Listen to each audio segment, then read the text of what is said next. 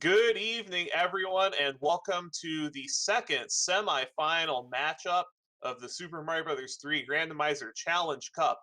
In the red corner, we have Leslie Pro04, our #1 seed, one of the most improved players in the community this year, going up against #5 Antlerz44 in the blue corner.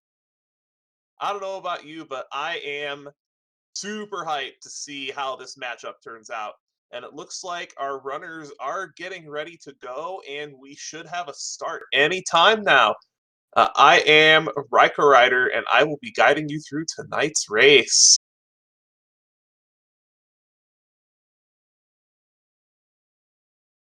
Yeah, I'm alongside to Riker Rider tonight to commentate the semifinal in between Leslie Pro and Antlerz. And yeah, definitely we are like really looking forward to see like what's going to happen on this seed. And apparently we have like a really tough start right now with World 7 coming up. We are underway. We will see a World 7, and we will be forced to... Oh, nice skip by Leslie. I do like Antler's approach to this. Antler's is picking up an extra item here for completing the stage. Jumps a little bit too early and gets caught by the piranhas, unfortunately.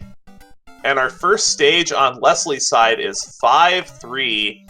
Does have a good number of power-ups, but is long and can have some very tricky enemy placements in it. Antler's unfortunately struggling with this piranha stage. It can be tricky with no power-ups. Both of our runners now Small Mario. Yeah, the way that Antlerz is actually approaching to this piranha level makes him like having like a little bit of unfortunate deaths coming from that fire piranha, because it's basically pushing him to the corner like from the pipe. So there's no chance to actually, try to skip it, but luckily he did this time. So let's see what it's actually Leslie Pro missing out, because there's always an item like right at the end of these piranha levels. And that's a big find! That's a hammer! Now, we don't know if hammers break locks. It's a 50% chance in the Challenge Cup. And we will see if there is any path behind. Does not look like it. So this could wind up being quite the linear World 7, and we have a non-required Piranha Fort. Leslie doesn't know it, but this fort is not required. Well, actually, we don't know if this actually fort is going to break a lock, or it does, yeah. But yeah, we can see from Antler's side that there's actually a lock right before the piranha level, like the second one. So let's see if that gamble that Antler is going to take right now of completing this level and then trying to break the lock is going to maybe he's going to give him the lead right now, but let's see what happens. Oh, that one-up's pretty big, too, because Antlerz doesn't have a ton of lives. And we do have... If this hammer does break locks, then that's going to give Antlerz a substantial lead. Nice jump over the big pit. That's a 1-block-wide gap. Very scary jump. Alright, the moment of truth for Antlerz. And hammers do break locks, so Antlerz has a substantial lead as long as they are able to make it through these next couple of stages. But he takes an unfortunate death right there, just like by that little corner hitbox from that little muncher. But at the same time, Leslie Pro, I think he was approaching right now to this. Well, no. My mistake. He's playing basically the first piranha level, so maybe he's going to, save up that hammer for maybe later on the seed. I wouldn't be surprised, and that could come in handy later, but for now, Antlerz does have a pretty substantial lead. Is in lives trouble, though. I wouldn't be surprised to see Antlerz finish the stage and then take an intentional game over. Yeah, right now, like, he's in a really, really awkward position, like, by having just one life, but maybe, he will encounter, you know, some easy levels like next. But oh my Oh god, no! that hitbox. The Oh no! hitbox just happened. We have Hyper Ludwig, which is bad news for Antlers. And because there is a star in that power-up block, Antlers will not have access to a power-up. Could be real trouble. Can't afford to take a death, because if there is a death, then Antlers will need to go back to the start of this world and play other levels. Close call there, manages to get the first hit in, and is through the world. Yeah, if I were somehow managed it. If I were Antlers, I would take an immediate death as soon as possible in the next level to refresh lives. Leslie has done a very good job of navigating this World 7, but Antlers with that hammer use is a full stage ahead. Well, he's going to be pretty much catching up soon, assuming that he doesn't get, you know, a hitbox. I mean, I'm not calling it, I'm not jinxing it, but it's something you hate to see. But let's see what happens on this Ludwig fight. But, well, apparently it happens. There's the hitbox. There's the hitbox on Leslie's side, and there's the intentional death on Antler's side to take that game over to refresh the lives count. Very good lives management on Antler's end. The exploration through this World 4 layout has begun, and apparently there's 2 pipes. Oh wait, yeah, there's 2 forts like next to the 2 pipes, but yeah, like Antlers wanted to fight that bro. 3 forts. We have 2 required forts. This is quite the World 4. Quite the World 4 layout we're seeing here. In addition to the standard bridge that appears, there is another lock in the way of the fortress. That's right, I didn't catch that. But let's see if... Oh, I think that he hesitated on that jump, like from that road to this pattern, but... Right now he's going to be like now extra careful, considering that, you know, getting another game over here would be something that Leslie Pro is not going to, you know, forgive or something. Like he's going to be like straight up trying to get the lead, and wow. And speaking of lead changes, we now officially have a lead change. It looks like we have the identity of our anchor item, which is a star. And I tell you what, these patterns on the Space Waffles are pretty nasty in this 5 fort.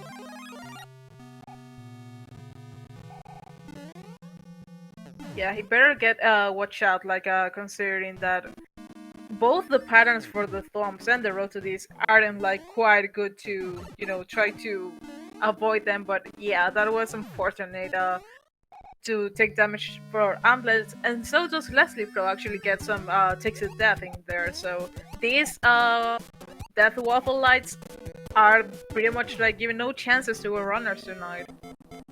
Now, of note, when you complete the completion of fortresses does persist through a game over. So I could even see Antlers taking another game over here intentionally to restock on lives, because even with the game over, that fortress will not respawn. Fortresses stay complete through game overs.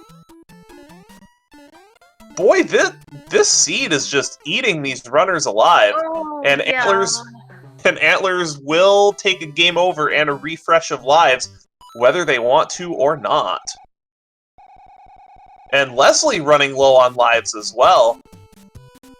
Although I must say, the individual responsible for this seed is none other than Macobra52, and Macobra is known for dealing some very not nice seeds.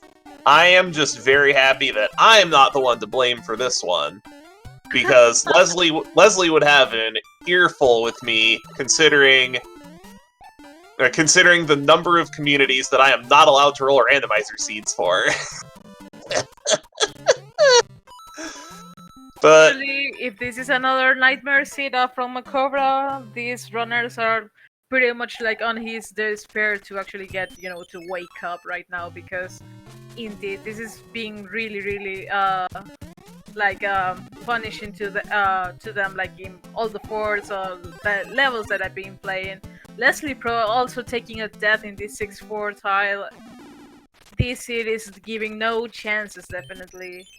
Oh no, not at all. And Leslie on the last life, but does have 2 stars. I would not be surprised to see Leslie try to take a fanfare. Second guesses himself on the jump and falls into the abyss. Both sides now having taken a game over. Antlerz having taken 2 game overs. Macobra's got some explaining to do for this one. Oh, this one isn't nearly as bad from what I can see as the last Nightmare Seed that was rolled. Shoutouts to Teeks for putting that race together earlier this week. Yeah, definitely. That was a really, well, when I got to watch that seed, it was pretty much a really good material, for all the SMB3 rando community to try it out. But yeah, hopefully like this is not the case. Like considering like if we put like on a level of Nightmare, like 1 being like a normal seed and the highest level like being that quite of a seed, this is gonna be, I think that it's like in between, because it's kind of challenging considering the levels that we're visiting, but at the same time the thing that the lack of inventory, like useful items, is pretty much like making this seed like really hard for our runners. So right now Antlerz, we see like in a really bit of a trouble when it comes to the Navy. He tried to grab the power up, but he was really unlucky with the cannonballs. And right now Leslie Pro, well, he grabbed a frog suit from the mushroom house, and now he's in 4-1. The Navy power-up is such a trap. I never go for that power-up unless I have a star. It's just too risky to grab, and it's just not worth the time, because you have to go significantly out of your way into quite a bit of danger as well. But Antlerz does make it through the Navy, still in lives trouble. But it does look like Antlerz has found the correct fort. Will take a power-up out of this mushroom house. And if this is a good item, I would not be surprised to see it used right away, and that's a leaf. Now, Antlerz does not know it, but the anchor item is a star. Interesting, not using any item. This surprises me a little bit. Maybe he's actually saving up for, something else, like maybe for a Fort Knox or something. But oh no, he just I think that he couldn't like hit the brake on time, and he just took a little bit of a hit. Boy, these Hammer Bros in the seed are just eating both of our runners alive. What a bloodbath this seed is. Indeed, I didn't consider it that way because yeah, they've been dying like quite a lot right now because these bro fights, the levels, and sometimes the input drops, or maybe even the hitbox from the Koopalings. But yeah, it's been quite a seed. And now both of our runners on their last life. Unfortunately, Leslie is stuck in Hammer Bro Limbo, does take a game over, will need to redo a couple of things on this overworld, and meanwhile, Antlerz has regained the lead back into World 3 with no lives, so we might see another intentional game over here. It really depends on what's at the start of this world.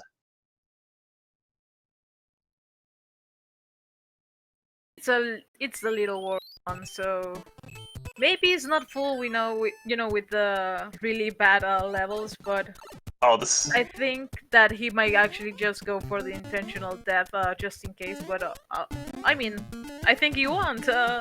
He's just passing by 1-5, like kind of vanilla here because of the same position and of the tile, I guess. But he's doing a really nice job, and he's out of there. A very good job on this stage. But because of these game overs, Leslie might feel like they're in catch-up mode, and might play a little bit more risky.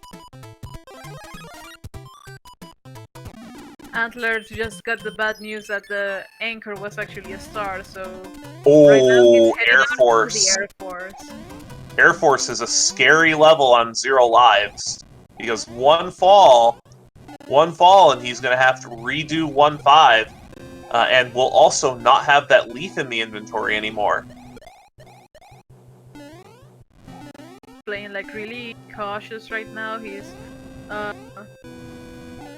doing a really nice job trying to, you know, recalculate like your jumps or anything, like recalibrating them. So yeah, he's out of there.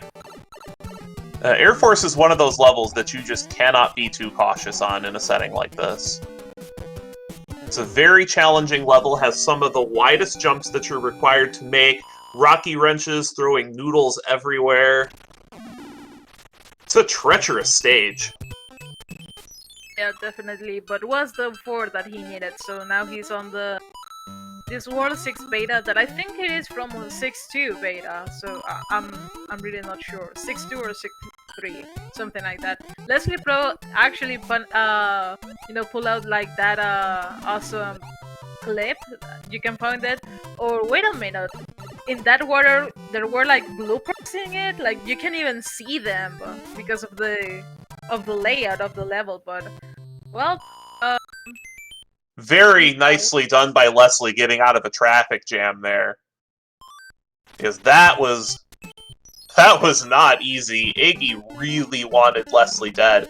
And we do have 2-3 with a boss bass. Antlerz looking for another power-up. I can't blame him. I would do the same. I would absolutely do the... Come on, Antlerz. That he might try to do like a... over in like all over the level because yeah, that boss fight is hungry.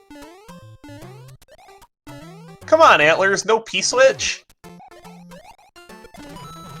Didn't need it, and he's basically safe. So let's hope that that's the case, you know, and he doesn't get like gold right when entering.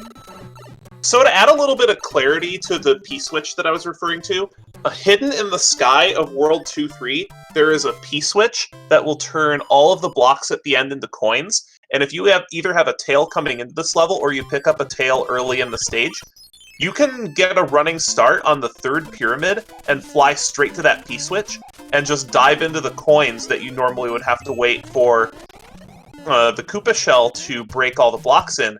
And if you can do that, it saves about 3 seconds. I didn't know that actually saved time. Definitely. Yes. If you have a tail and you hit that P switch, it is actually a little bit faster. Oh, okay.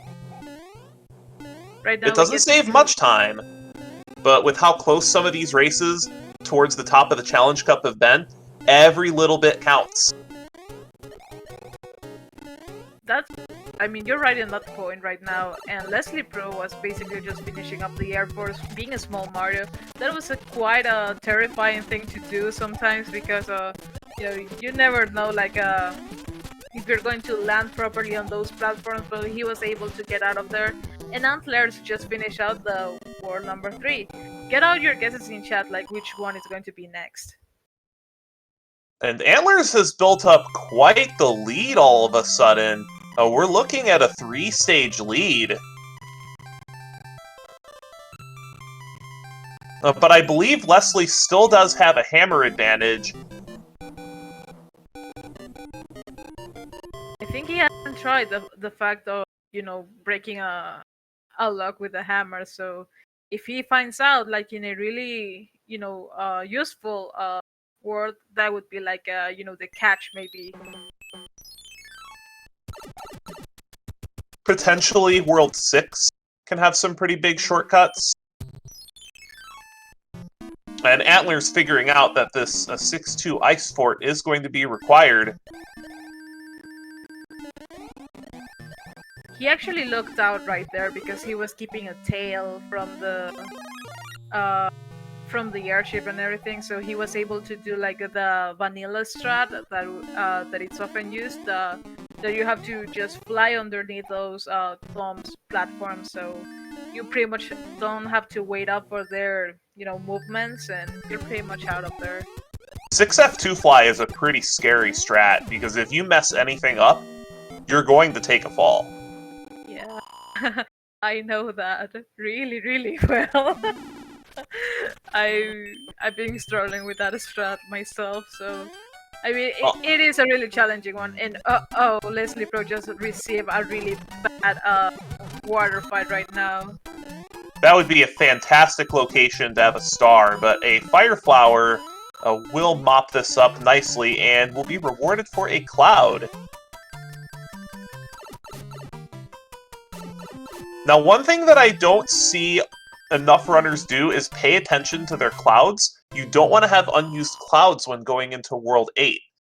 If you have any unused clouds going into World 8, that's going to be on your mind as you're traversing that world and trying to find the correct path through it. Especially with the competition as intense as it's been in this Challenge Cup. And just because these guys didn't make the main bracket doesn't mean they don't have talent.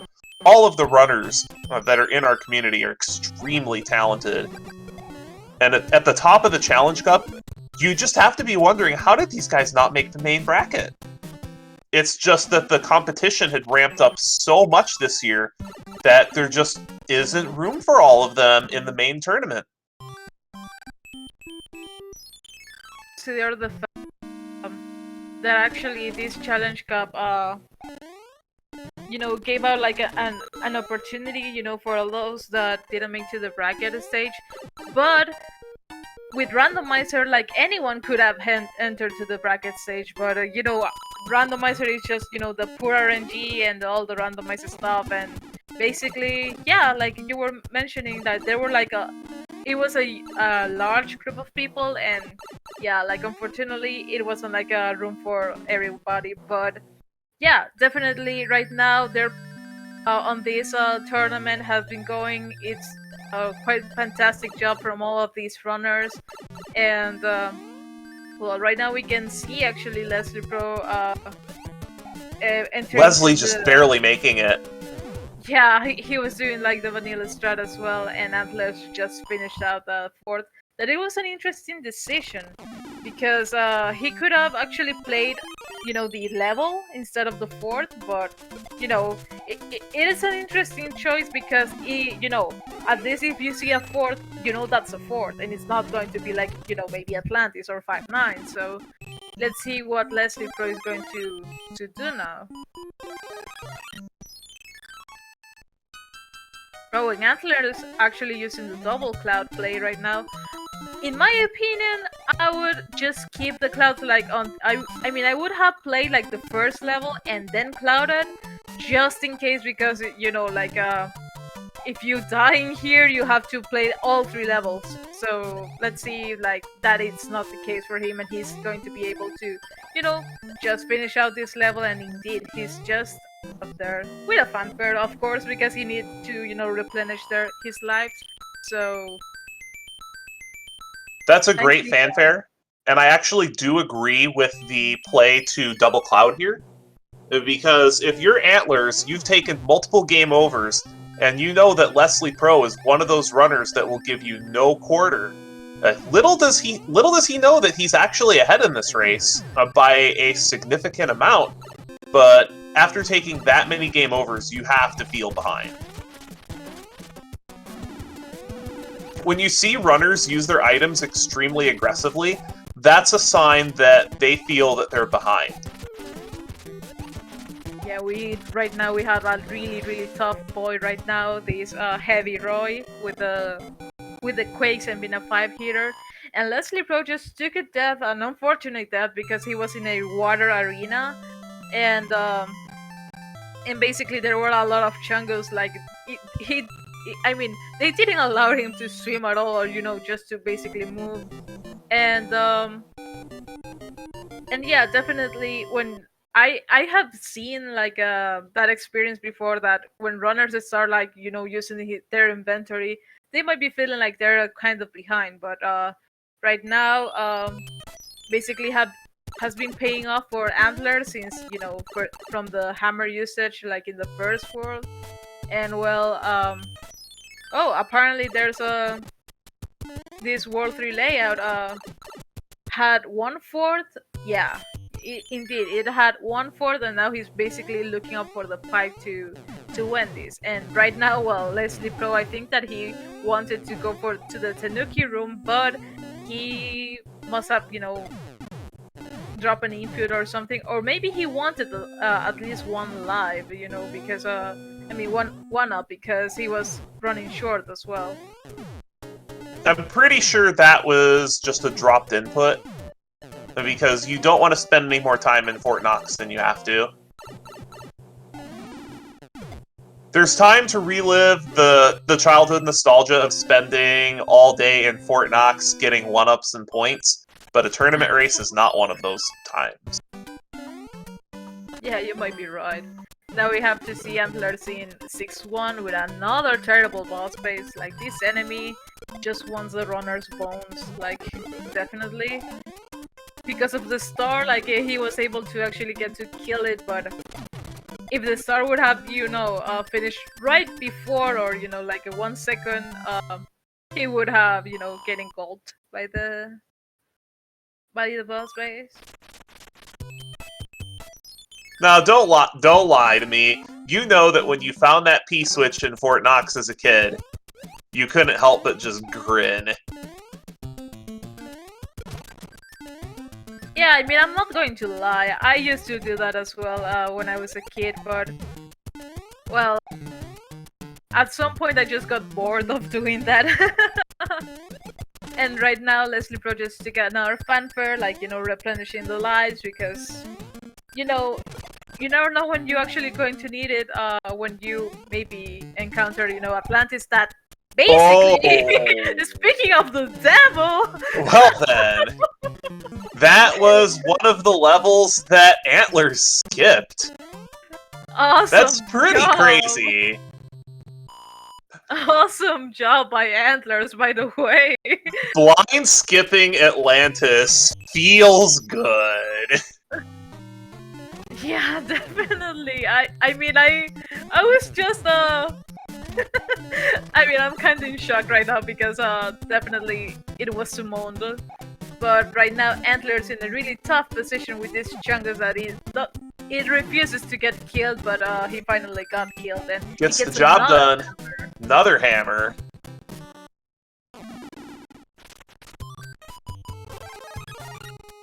Which does bring Leslie to World 5, but Antlerz continuing to keep a 3-stage lead.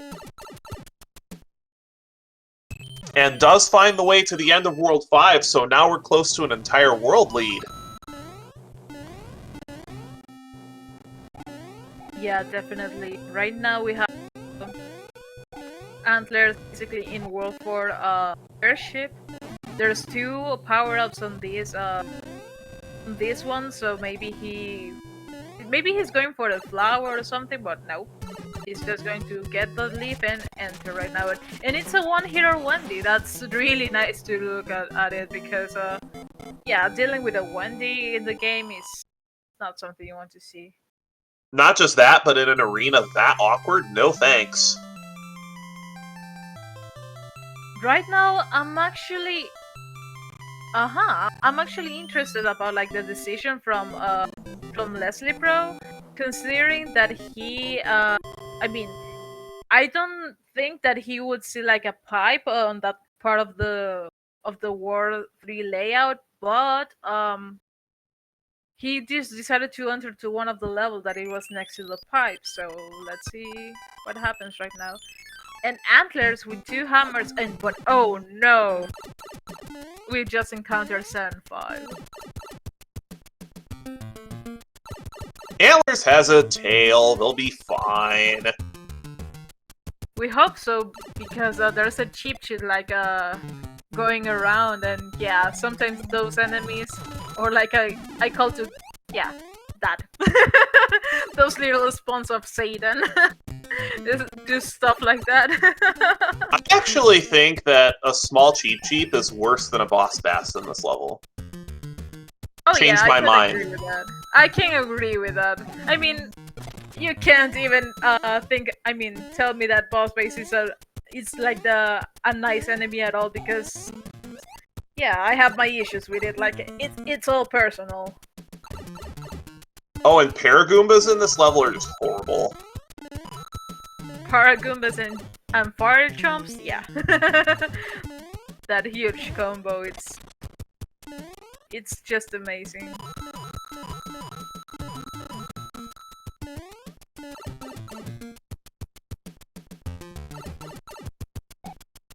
Now Leslie Pro is actually catching up for this World 6, a vanilla World 6 actually. So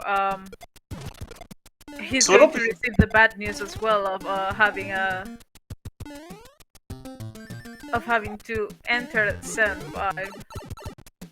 And I don't think Leslie as a Cloud ended up using both of them. I still think using both the Clouds was right, because if you're either of these runners, you have to remember you've taken multiple game overs, and both of these runners just have to feel hopelessly behind. Because 1 game over is almost irrecoverable. 2, just, where's the dot done? Where's the dot done? Where's the dot done? Yeah, for sure. I mean, I truly admire these runners because they the effort, they keep the endurance test of continuing this rough seed. I mean, despite of the game overs, I would have just rage quitted. And especially if I knew that Makora was the one that rolled the seed, so changed my mind. This is one of those seeds where if you're with all the way the competition has been through the Challenge Cup and how it's been escalating every single round, this is about the time where you would expect your opponent to be in World 8, and you're not even in World 7. It's rough stuff. Yeah, pretty much that's the case. Right now, Antler's finding the way out of this World 6. And he just encountered the 7-3 beta right now.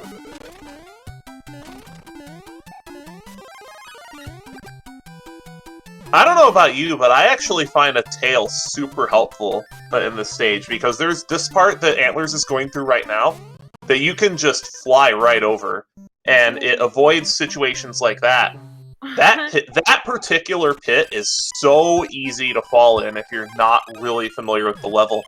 2 hammers in Antler's inventory. Well, I guess that he might be saving up for the World 2 layout that it's coming up next. I think that's going to be like the final world. And, the final world besides World 8. But yeah, like, this level in particular, when you're not like that familiarized like you mentioned, it can be quite tricky because of the uphills and everything. So getting P-speed is kind of awkward, but Antlerz just managed how to get out of there, so no biggie for him. But oh, so better go back and play those forts. I think that Antlerz just missed the golden rule for Randomizer. If you see a fort, you have to play it. Because you don't want to track back at all. In this situation, I actually disagree. Because you've got to feel super behind, and the only way you feel like winning is taking a risk. I mean, it can happen, but either way, tracking back is something like... I found that like kind of more annoying that just entering, to the fort first, and then, whatever happens. But yeah, considering like how the seed has been, behaving to these runners and all the things that they've been through, I guess that yeah, they would be like feeling behind, although they've been kind of trading leads right now by at this point, because Leslie Pro was actually close to the. I mean, he knows like his way out of this World 6 layout, but he still like needs to check if this fort was the answer, and apparently it is from the other side. So this race just became close again. Yeah, definitely. And I do want to give some props to Leslie for jumping in the 6F1 corridor. That is mandatory.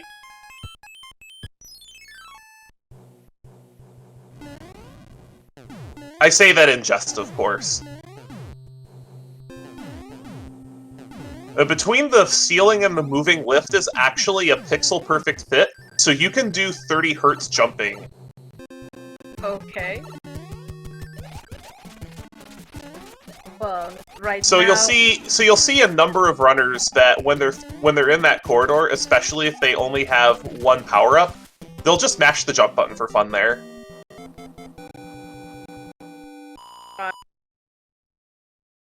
Right now, Leslie Pro doing a really nice fire kill on that Lemmy fight, and he's pretty much like really catching up for this race right now. So maybe the Grey Equalizer is going to do like its job, you know, because Leslie Pro did actually use one of his hammers because I'm guessing that he had two. And yeah, we're basically going to see like what's going to happen for this World 2 or you know maybe for World 8 locks.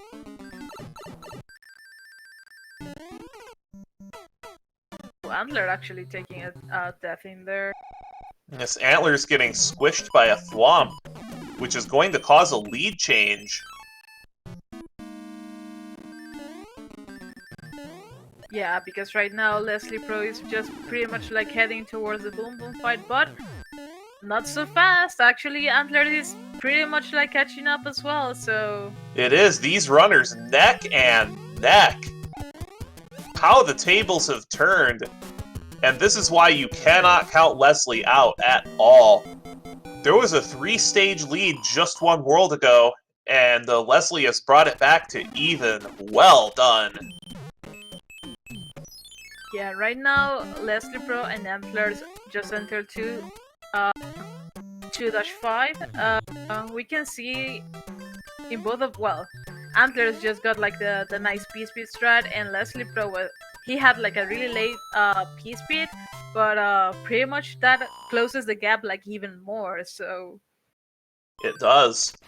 Both of these runners in pretty good live shape. This is going to come down to World 8 routing. And World 8 routing is not an exact science by any stretch of the imagination. There is quite a bit of luck involved as well. Yeah, definitely. And right now we get to see Leslie Pro actually going for the item. I am very surprised Leslie is going for this item. Yeah. Let's see if it was worthwhile, because this is pretty much like I think, like a 30-second. Boom, boom, boom, boom. Yeah. And right now, Antler using one of his hammers. Antlers might use both hammers here. Yeah, definitely. I was about to mention that. But, ooh, that part was actually tough for him for those ice physics. And Leslie Pro, I think that he took a death in that Hammer Bro fight, so... Oh. Is Leslie out of hammers? I think Leslie might be out of hammers, so this is a big advantage for Antlers. Probably taking an intentional death to P-Wing through this level. I do see a lot of runners P-Winging 8-1. Indeed, I mean, I can't blame him. 8-1 is one of a really nightmare level. But at least he does have a backup, but it is his last one. What a rough situation for Leslie to be in, where those hammers would be super useful, but they're already gone. And Leslie just having to play a couple of rough stages. And this will give Antlers a significant knowledge advantage by the time Leslie Pro gets to World 8. Yeah, indeed. Antlers actually, I think that he got hit by those tall piranha plants, so that's why he couldn't, you know, just try to fly above everything. And in the case of Leslie Pro, I think that he took a death because of that cheap that he was, you know, punishing over and over again. But if this if there's a hammer, yeah, I was about to say that if there's a hammering within this Hammer Bros, he would be pretty much catching up. We'll get to see it like in a few. Right now, Antlers is pretty much like, well, just it's done with Morton already, because it was a 1 here and he's gone. And Leslie did manage to get a quick fort at least. The super tank is one of the shortest forts in the game, so it won't be too big of a lead for Antlers. It's a 2-stage lead going into World 8. It's definitely not irrecoverable for Leslie to be able to take this one, but Antlers will have a significant advantage in terms of World 8 exploration. It'll be interesting to see how these two runners route World 8, considering that they both probably think they're extremely far behind. 39 minutes entering World 8. This is the part of the race where you've just got to wonder where your opponent is. And the higher that timer gets without seeing the dot done, the more the nerves start to amp up and the more the blood pressure starts to go up. Yeah, I can imagine that. Like watching that timer just keep going and there's no dot done yet, and yeah, you are pretty much like in that situation. Like maybe we're like stuck in World 8 and I have to find like the route to Bowser like as soon as possible. But right now with this first screen from World 8, we got to see like a required fort, and apparently okay, that was a pretty much like kind of a dead end. Although you do want to see a large number of locks in World 8, because the more locks you can get accounted for, the less you need to worry about Bowser's bridge. Oh, Antler's taking a hit in the first room of 8F. We'll need to either take a death or cycle the doors to be able to get powered up again. Antler's down to stars and a P-Wing that I would not be surprised if he is trying to save for Bowser's Castle. And meanwhile, Leslie has made it out of World 7 and is cutting into Antler's lead. We got a race on our hands. Yeah, definitely. We were going to see like the Great Equalizer doing its job, and right now, well, Antlers is pretty much playing like really safe, like trying to, you know, keep calm, I guess, because you know, you're in World 8. You basically just enter and you don't know like what's going on, and right now, well, he did get the one cycle, but maybe he's going to get a nice power up. But as soon as I say that, that's a tail. So fine. And that mishap has caused Leslie to eat into Antler's lead. It's now down to about a 1-stage lead. Not irrecoverable. This is still a race. All it takes is one route divergence, and that can make the difference. Or even something as simple as entering Bowser's Castle with a fire flower. We have not seen any hammer suits in this entire seed. We haven't, and right now Antlers just got grabbed by the hand, and he's in a hand stage. That's vanilla for me. And luckily, if I recall correctly, these hands actually gives hands. I mean, flowers. I'm sorry. And so, there's that. Yeah. There's that advantage from the fire flower I was talking about. That advantage is no longer a factor.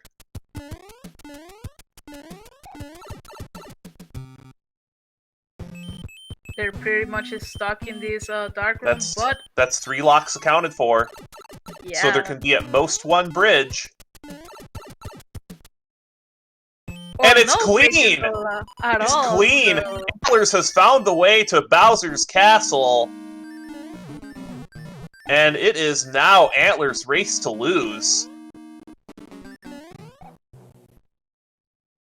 Yeah, right now Leslie will like getting grabbed by the hand as well, and well, we'll see actually if he actually encounters, you know, like the pipe that he's looking for soon, or Leslie will find the way forward soon, and it's not out of a reach of an untimely death, but all it takes to change the race at this point is 1 death, and it's very easy to take it in this last room with the donuts and the fireballs and the lava. Just 1 wrong jump. That'll do it, but it does look like Leslie is unfortunately being led astray. Antlerz dodges the final laser and reaches Bowser 35 fireballs away from a victory over Leslie Pro in the first round of the second match of the Challenge Cup. Get your GGs for Antlerz44, who has come in first place in this marathon of a seed. Yeah, definitely he pulled out a really nice job right there. And I'm actually impressed that in that final part of the statue room, he didn't get hit by the laser. And I think that I mean, I'm not even sure like if it was my eyes deceiving me, but I saw a laser like going through Antler. So if somebody gets like that clip, I will truly appreciate it, because that was something like really interesting to watch. And well, not that far behind, here comes Leslie Pro, and yeah, like I think that he's going to do like the same route as well. I'm not sure if he's going to try to do the wall clip. So, well, he's going to try that out. Let's see how many tries it's going to take him. Oh, third try, very well done. Nicely done.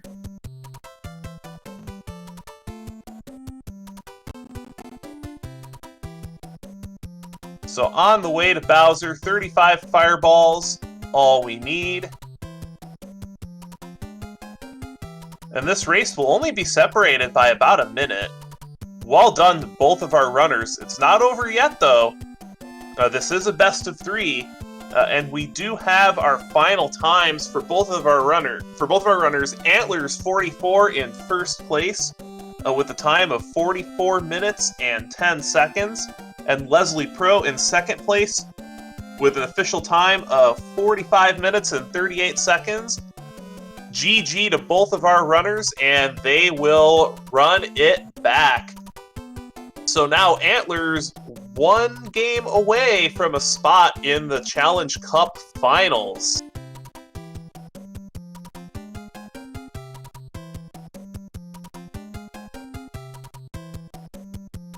I definitely agree with Leslie's comment. 2 game overs in World 2 definitely cost Leslie that race. But both of these runners are probably exhausted and will need some time to recover after that one.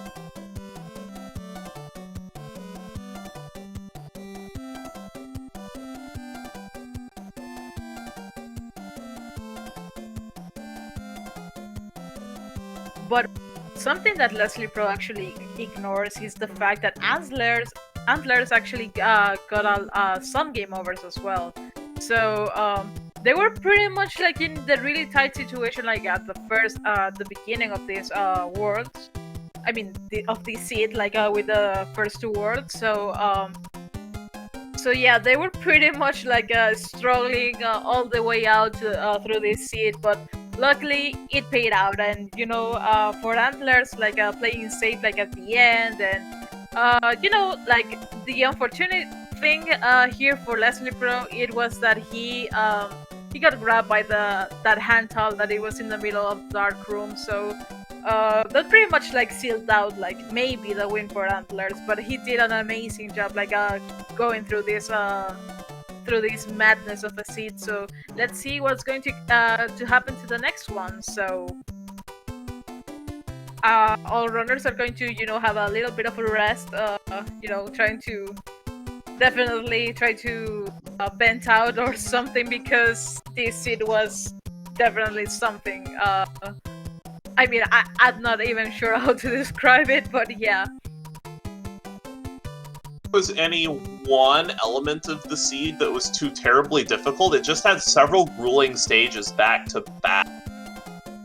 But I did get some word from Leslie in chat that most of what happened in that first race on his side was tilt. So I imagine both of these runners are just going to need to take the time to mentally reset and go into this next world, or this next seed rather, and give it their all.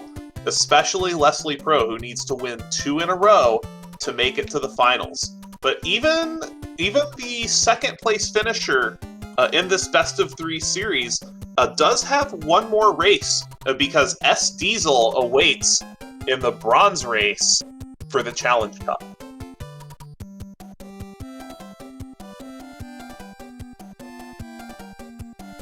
something that actually catches my attention to from this match is that you actually called it, like that you said that it would happen, like a kind of a 60 or 90 seconds lead, like I mean it was going to be defined like by like that time gap, and it happened like throughout the whole seed. So you pretty much know these runners like way too much. So let's see what happened. I actually know both. I actually do know both of these runners from other communities as well. Leslie Pro runs Zelda 1 Randomizer and the Link to the Past Randomizer, as well as the SMZ3 Combo Randomizer. Does a lot of different randomizers very well. Antler's best known in the Zelda 2 Randomizer community. I mean, like that SMC3 combo, yeah, that's something that I might, take as a project, because that sounds tough actually.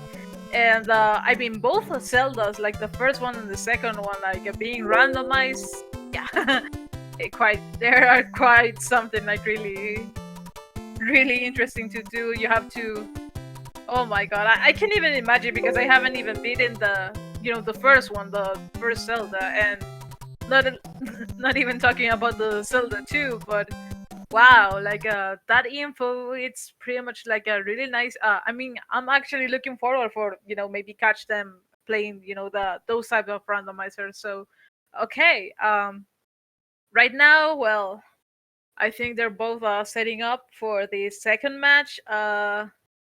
What do you say, Chad? What is going to be like the first world for this seed? How about 5? I'm going to say it's going to be World 4. I'm not sure. I'm thinking about this, but I think that there's some changes in here. I mean, I can see like the hash matching, so I'm pretty sure that the runners have to check that out before they start the race, because you don't want to like a different seed match, because that would be totally unfair. So I hope that they can actually catch that out.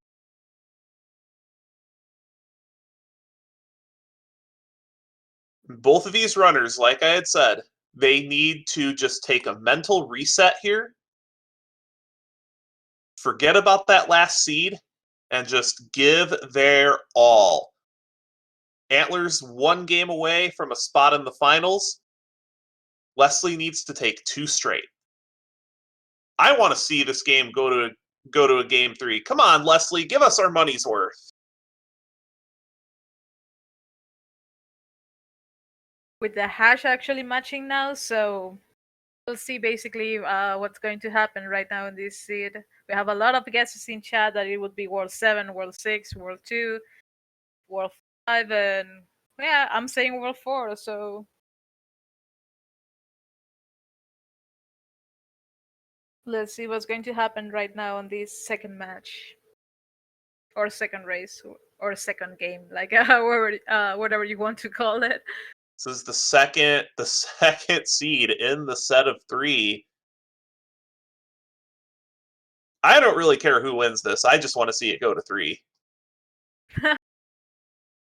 Yeah, that would be so awesome for sure. I'm always like down for watching like a match going to a game 3 event, because the tension, the hype, the whatever mistake happens or whatever it happens, in this randomizer situation, you just okay. And the green flag has dropped. We have World 3 to start with, and a rather lengthy one at that. 4 stages before being able to make any progress on doors. Both of them actually getting some power-ups in here, because yeah, you want to make sure that you're safe at least, or you can defend yourself from the enemies that are coming up ahead. And yeah, basically they're finishing up like 4-1 as being the first level. Oh, absolutely. Especially at the beginning of a seed when you have no items. Preserving power-ups is so important. But Antlers running into 7-1. Leslie having a tail, which is going to make this clip sub-pixel perfect. Antlers with the with Big Mario is just pixel perfect. Leslie nails it. Very well done. Oh my god. Not easy to do. Like I had said, when you have the tail, the clip in 7-1 is sub-pixel perfect. If you're just Big Mario, then it's merely pixel perfect. Antler's having a lot of trouble with the clip as well, allowing Leslie to build up a lead. But you do have a lot of tries at this before it becomes slower than actually playing the level. I want to say if you get it in 26 tries, it's a wash compared to playing the level. Oh my god, yeah, like right now Antlers must be like feeling like kind of frustrated, like considering that clip is not working right now. By that point I would just, try to wiggle a bit, like, to correct your sub-pixels and then keep trying because... Ooh, and Leslie Pro just got a really nice item right now from that mushroom house. It's a hammer, dude. There you go, Antlers. Antlers through 7-1. Leslie having built up a stage lead though.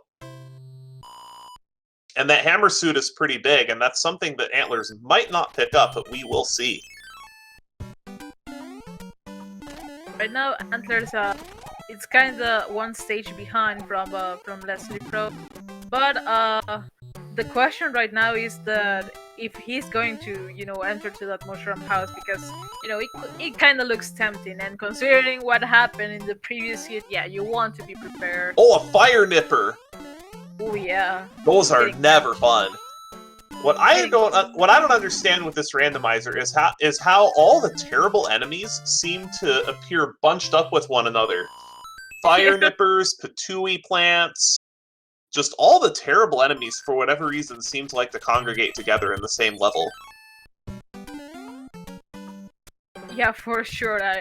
That's been an issue like most of the time, but right now, well, Antlers will actually get to catch up like a little bit on time when it comes to, he didn't visit the mushroom house, and he's doing like a really nice job on this pyramid. But Leslie Pro, it's still like one stage ahead, and he's pretty much finishing out this 3F2 for it. Very nicely done on the pyramid, and Antlers has cut Leslie's lead into a one-stage lead. Leslie going to be exploring some pipes, and I do not see any additional fortresses, so we'll just be looking for the way to the end. Still a couple more pipes to check, but it could very well be that one that is behind that locked door. Yeah, right now Antlers with his fire flower, I'm guessing that he might actually get to catch up a little bit, because I think that Leslie Pro did a stomp kill like over the boom boom. So if his fate, when it comes to checking out the pipes and everything, it gets in on his favor, he might be kind of ahead right now, like his routing decision. And it does look like that Ford and Vanilla 3-5 position is going to be required. And we will see some more jumping from Leslie Pro here. Yeah, right now... Which, again, is mandatory. I like the one-up pickup from Antlers there. Aw, no task kill. So in the cabins on the coin chips, it is actually possible to kill both Boomerang Brothers with fireballs before they throw a boomerang. But it requires task-level precision and orb.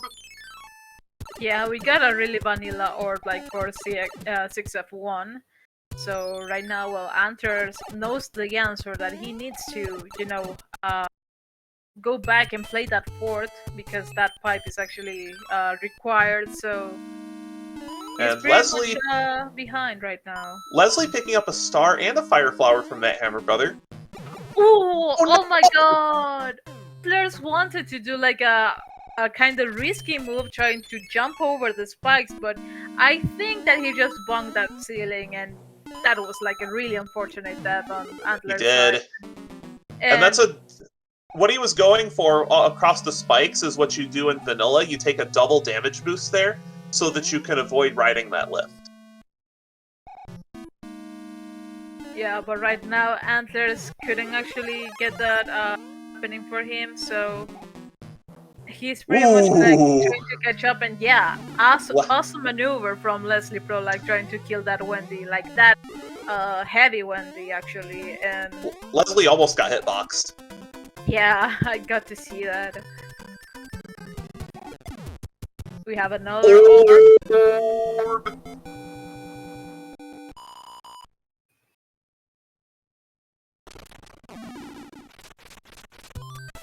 So Leslie has about a one-stage lead.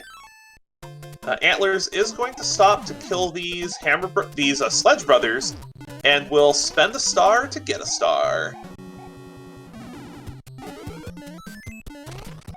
Yeah, indeed. He just traded a soul for a soul right now, and Leslie Pro in 3 of 1 right now. I think it was the World 5 layout on Leslie's side.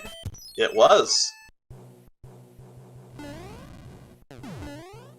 Antler's trying to catching up to go to that Wendy fight. That he's going to receive the bad news that Wendy is actually mad, and she's going to be like a kind of heavy Wendy right now. So I actually think Wendy was both heavy and thick. Yep. Yes, Wendy was both heavy and thick. I actually prefer heavy Wendy to the normal Wendy. Just because with the quakes, the jump patterns are fixed, and as long as you keep an eye on the rings, the fight is actually pretty tame most of the time. Either Wendy is not quite my favorite Koopaling to actually fight, because the rings are quite annoying. Like, it doesn't matter if it's vanilla randomizer, the rings, bro. The rings! So right now, Leslie Pro actually being the Sky part from this World 5, and he's already in 7-9 with a cheap, an annoying cheap, and well, Antlers, yeah, he's just going to... Oh! He didn't do like the Paradox pipe, like, you know, to check first before going to, you know, that pipe, and now he received the bad news that he actually needed the 4 that it was in the beginning. Right now, Leslie Pro... Oh, that's a really bad P-switch. Yeah. That's gonna give Antlers quite a bit of trouble. Does take the D. Leslie Pro did as well, like, take his death because of that annoying cheap, so... Well, maybe here Leslie Pro is going to, you know, give it his leader gap, like, you know, way bigger, considering that he already played, you know, the 4th.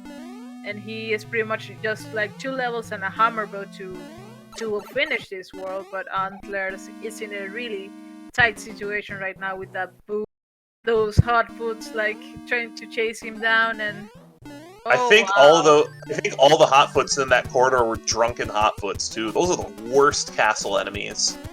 Change my mind. I can't agree with you with that one. Like, the regular Hotfoots aren't bad at all. It's just the drunken Hotfoots are the worst castle enemies. The drunken ones? Antler, well, he tried to make that fort like being the one that would open up that lock, but okay, so he gets a hammer. Let's see what he actually tries to do. I mean, he's going to try it. He's gonna try it. There's no reason not to. There's no reason not to, because if this hammer fails, then he's going to have to do a huge backtrack.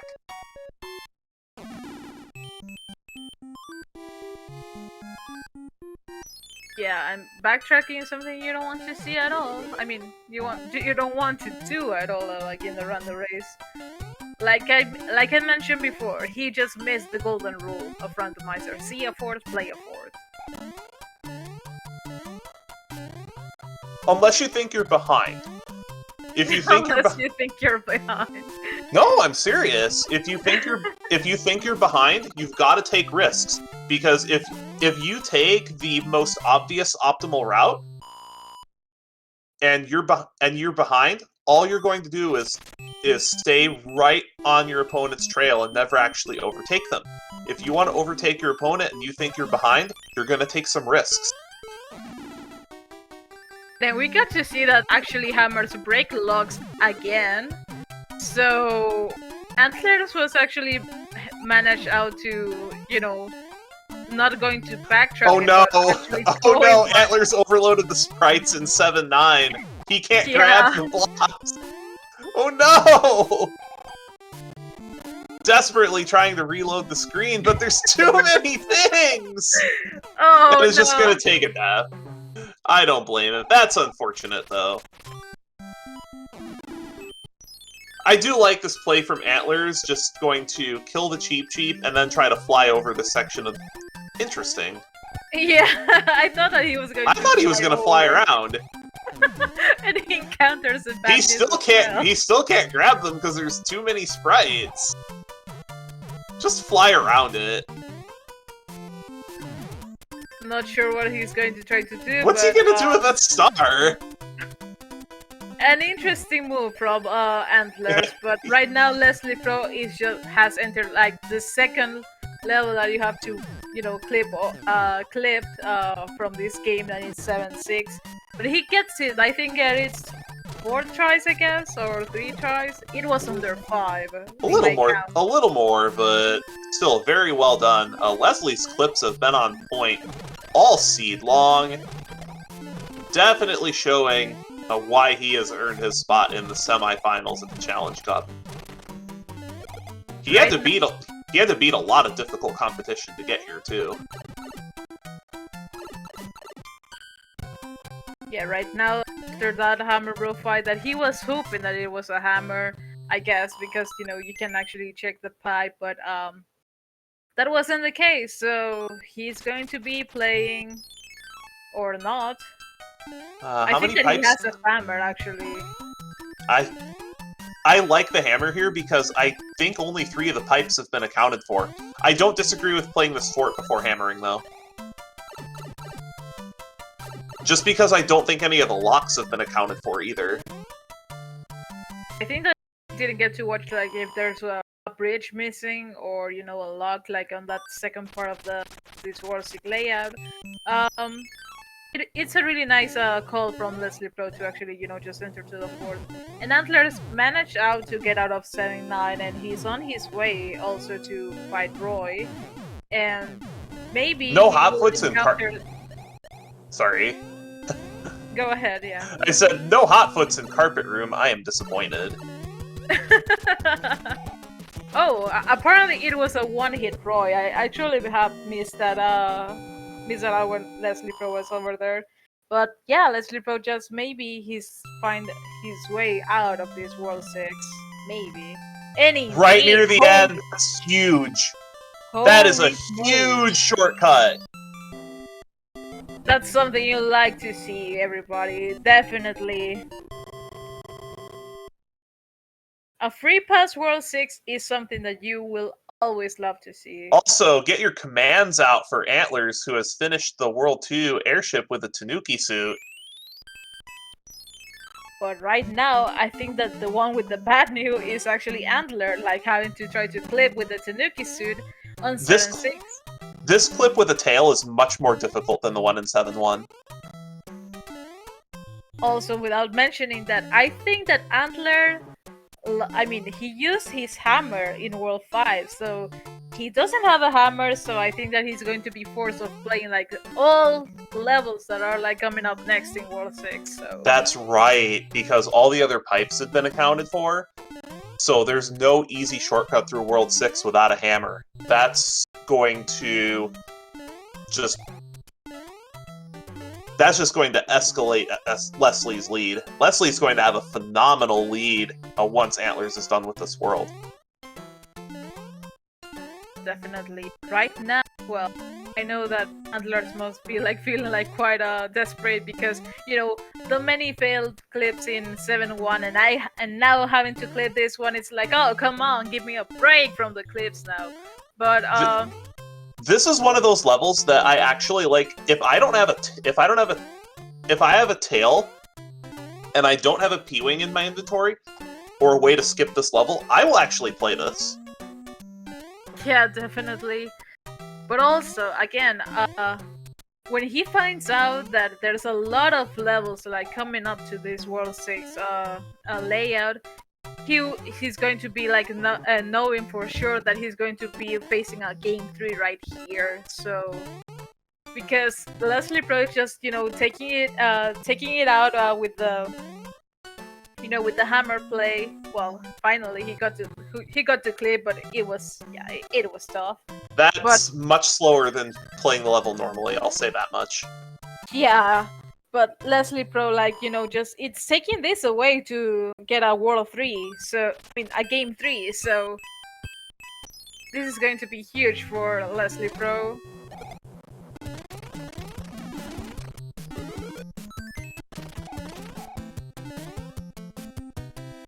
And we encounter 7F2. Ooh, Piranha Fort.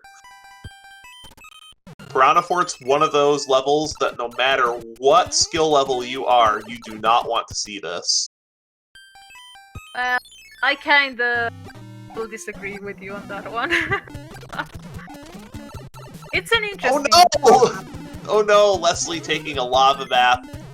Oh yeah, Leslie Pro falling to the marinara sauce right now. But I do like this call to come in with Star and Tail. Get rid of a lot of nasty enemies towards the beginning of the stage. Does lose the tail, and damage boosts through the two fire breathers. Good strategy.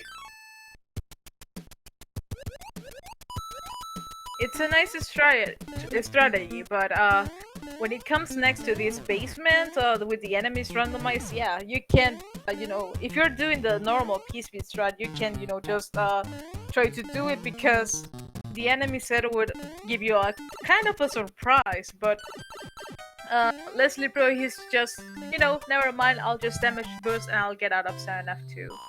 And when it comes to Antlerz, we get to see that he is actually in 1-5. He didn't get any hammer, so we're going to give you, we're going to have a chance of maybe having a... Well, Antler's getting a little overzealous some of the there. levels that Leslie Pro just skipped right now, so...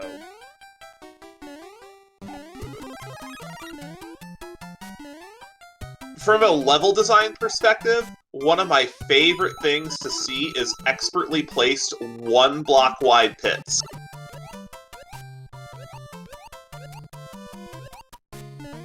Interesting, though. That's a really interesting thing to do. I mean, perspective, actually.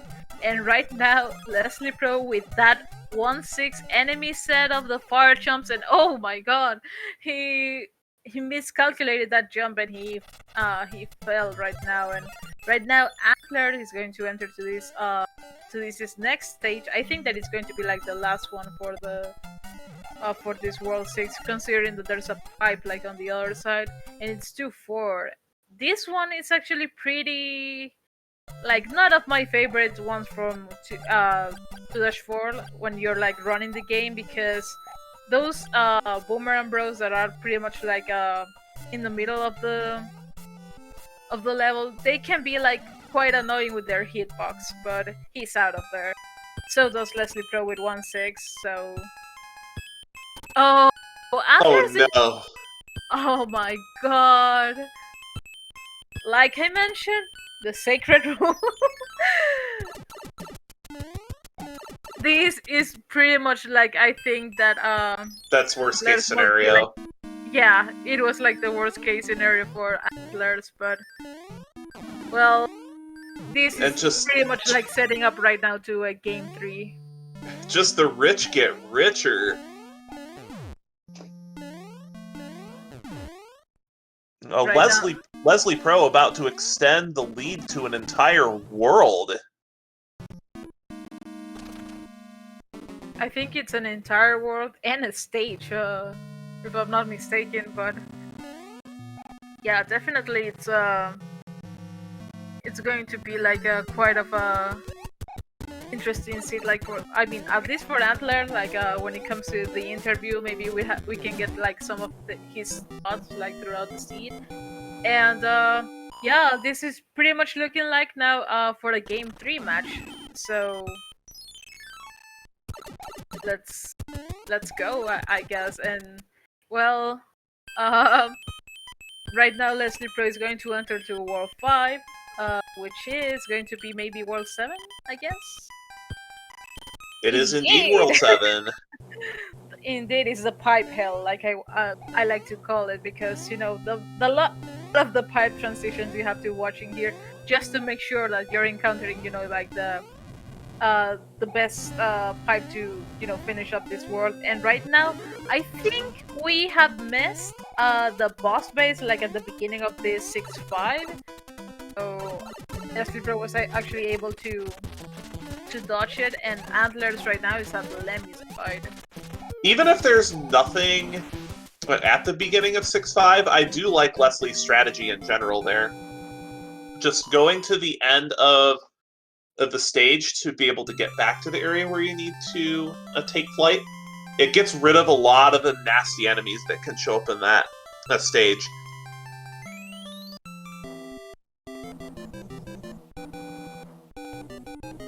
And right now, basically, the 2 forts for this World 7 layout are going to be required. So you must find like where those forts are. So Yes, and it does look like both of the forts. Oh my! Did you see that? There was 3 forts? 3 forts and 7. Yeah. 3 forts and 7 is so messy. Well, we could actually see that one of the locks, it's pretty much like in the northern island, like in the middle. So if this fort Oh, nice move by it... Antlers to dodge that Goomba at the end of 7-3. Well done.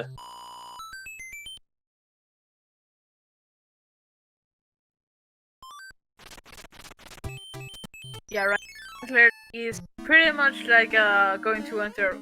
Yeah, it was 1F. I thought I forgot about it, and we're going to see if Leslie Pro actually, you know, break the lock from that after finishing out the fort, but we weren't able to catch that. So maybe after finishing up the Navy, we're going to see if there's a lock in there or not, because if it's not, you know, you're basically good to go from this World 7. But if not, if that's not the case, you have to keep looking for pipes until you get to that point.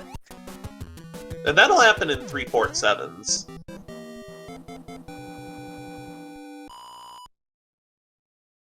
Oh, apparently it did break a lot, so yep, the hunting for that pipe begins.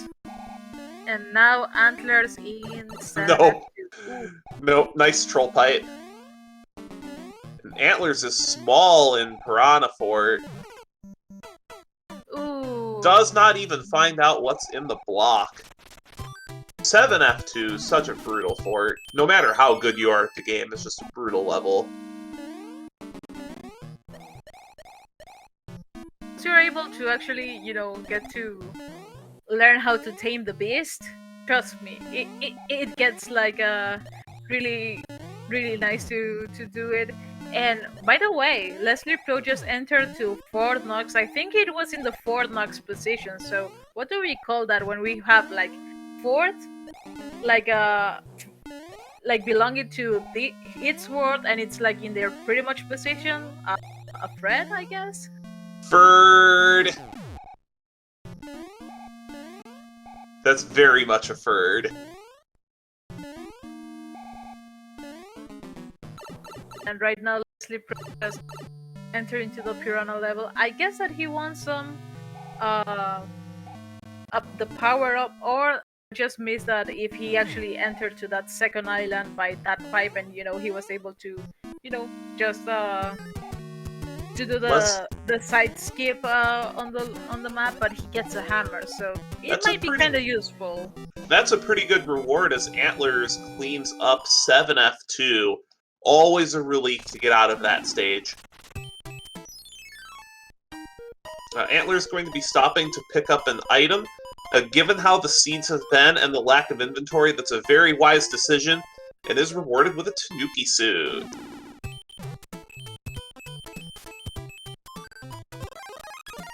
And he's going to Cloud like that first level.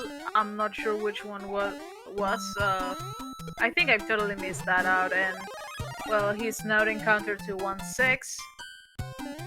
This level actually gave Leslie Pro some of trouble, but apparently it's not a big issue for Antlerz. And right now, actually Leslie Pro had a really nice call over there by wearing a Tanuki suit or keeping it from the Fort Knox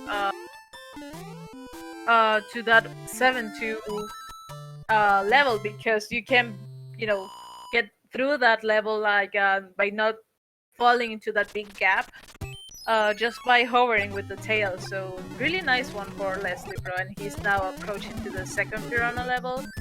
And yeah, let's see what item he's going to get right now. 7-2, no big deal at all if you have a tail. Looked like just a star. Yeah. Right now, pretty much like keeping the same nice lead. save on Antler's end. Yeah, Almost ran off the side of the airship. Oh, but Leslie Pro actually miscalculating his jump, and he was pretty much falling up into the abyss, so... That's easy to do. Exactly that reason is one of the reasons why I'm just terrified of Air Force. I can imagine that for sure. I mean, don't get me wrong, but all of these airships without the auto-scroller are kinda scary to be like trying to go through them. So yeah, I would just do like whatever Leslie Pro just did, that just trying to get like a tail with me, and I'll be just hovering around like all the platforms and everything. So I don't know, I kind of feel safer that way. I mean, it's safer that way, but it's just my opinion. I like running around randomizer seeds with a tail just because of having that extra time to react can make the difference between life and death. Yeah, for sure. And right now, well, we get to see Antlerz basically, well, hoping if we get like a really nice power up on that side from the blocks, but I'm actually concerned about, well, he made it through the pipe, but I was actually curious about like why he didn't, try to... Wait, what is he... Okay. What is he doing? That's interesting. I've never seen that play before, but interesting maneuvers from Antler's side we're going to get today, so... He must really want Boss Bass dead. Yeah, right now I think that he doesn't know that if he goes like the way backwards, like on those pipes, he could actually despawn the boss base, but... That's something that I think that he's going to learn, like, eventually. And, right now, Leslie Pro was in the 6F2. I think that he was able to do some vanilla struts as well. 6F2 fly, great stuff. Yeah, and right now he's going to kill that Boom Boom. Some shots with these fireballs, and he's Antler's done. getting the bad news about World 7. Yeah, definitely. And right now we are basically in World 4. I just missed out like that he was like in another world. And speaking of the Air Force with a tail, yeah, keep it safe, Antlerz. Keep it safe, buddy. Leslie has completely turned this around. Just forgotten about all the things that happened in that first race, has been putting on an exemplary performance in this second race. Yeah, definitely. Also, apparently, it's a really fast World 4 layout, like something that we call like a jet world, because I think he just entered to a pipe, played a fourth, and now he's done. He's pretty much going to enter World 7 right now. Boy, isn't that nice when that happens. Not have to worry about anything in World 4. World 4 can be a real bear to rout.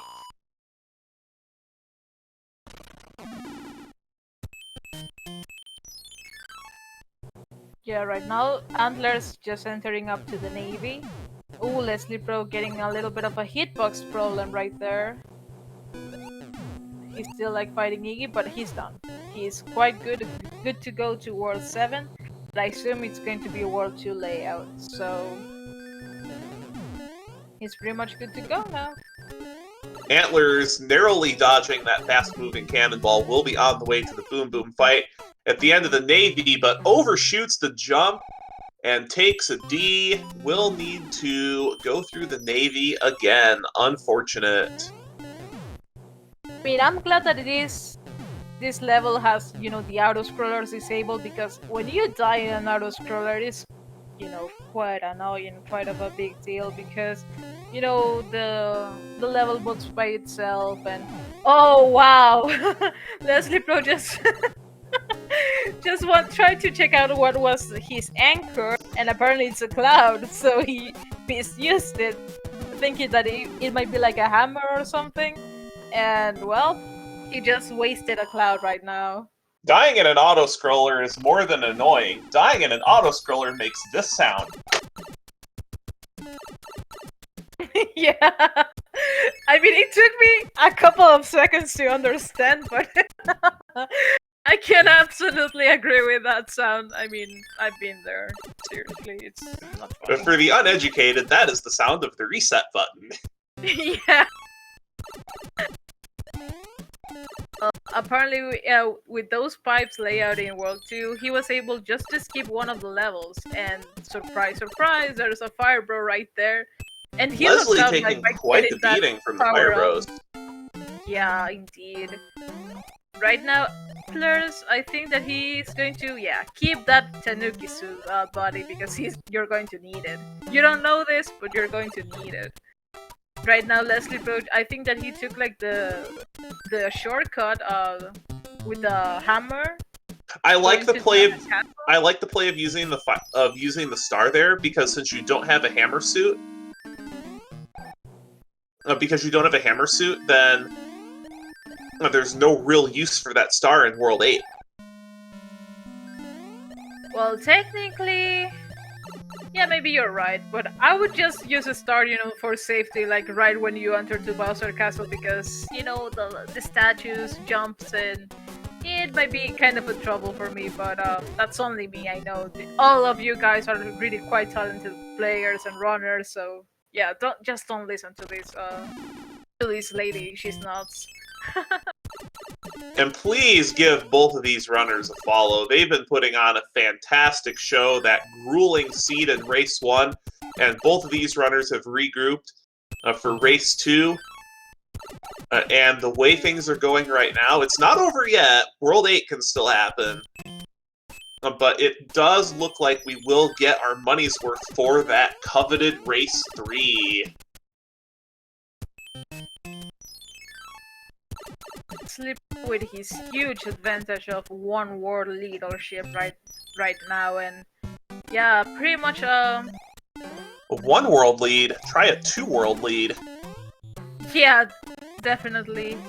And Antler, well, he had a really, really bad situation over there, losing that Tanuki suit like right before that gap. You hate to see it, buddy, because those enemies are not going to give you a rest at all. And Not right just now we get... Sorry, go ahead. Not just that, but it's such a terrible backtrack if you have to build the note block bridge. That's basically a run killer in vanilla. I've been there. But yeah, right now, Leslie Pro entered into World 8. We could see, like, in the first screen, there were like 4 pipes, so 4 possibilities, you know, to find the promised land going to Bowser Castle. But when he entered to, I think that the first one, I think that he encountered the hand bridge, so he's now like finishing up like these first 4 out of the 4 fours that you have to play. Well, if you have to play them for this World 8 layout, and well, he's pretty much right now with the tank tile, and it's basically 5F2. As someone still trying to get their sub hour in Workless, I can feel you.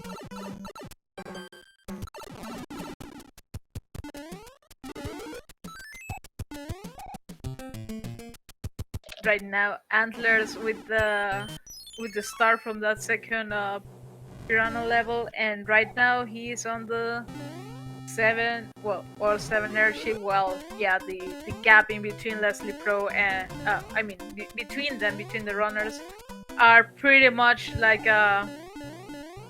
huge by this point. Like by this point, and I'm not being pessimist at all, like for Antlers, this is pretty much a GG for him.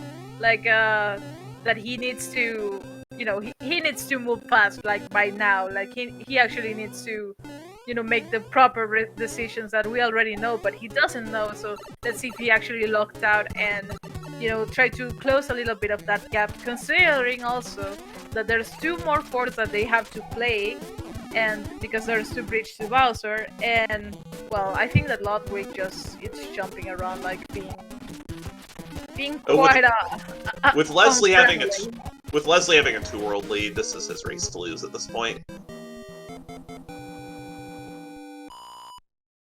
Yeah, and right now Leslie Pro is basically in one of those forts that is going to lead up to Bowser. I think I didn't catch where was it, like those forts that he needs. I think that they might be like in the dark room. So most likely. So yeah, right now Leslie Pro approaching to the end of the seed, basically preparing ourselves to Game 3 event. So yeah, let's see what's going to happen now. And Leslie taking some damage to get through the conveyor room faster. Risky strategy, but does pay off. We'll save that bit of extra time. I wonder if Leslie feels behind. I wouldn't feel behind if I were in Leslie's shoes. Leslie has played a solid game this entire time. Ooh, and right now, well, Antler's getting taking a death in 6F2, and Leslie Pro using a cloud. Maybe, and just maybe, he won't actually need it. He won't have to visit like that level that he just escaped. But he got trapped by this hand that is like the first tank of World 8. And well, he's trying to get out of there as soon as possible because he can't afford to take a death and, waste his cloud. So luckily he's out there and there's a fire bro like waiting for him, but he just, stomp over him, and there's another hammer, which I think that by already this point it's kind of useless. So considering we need to build 2 bridges.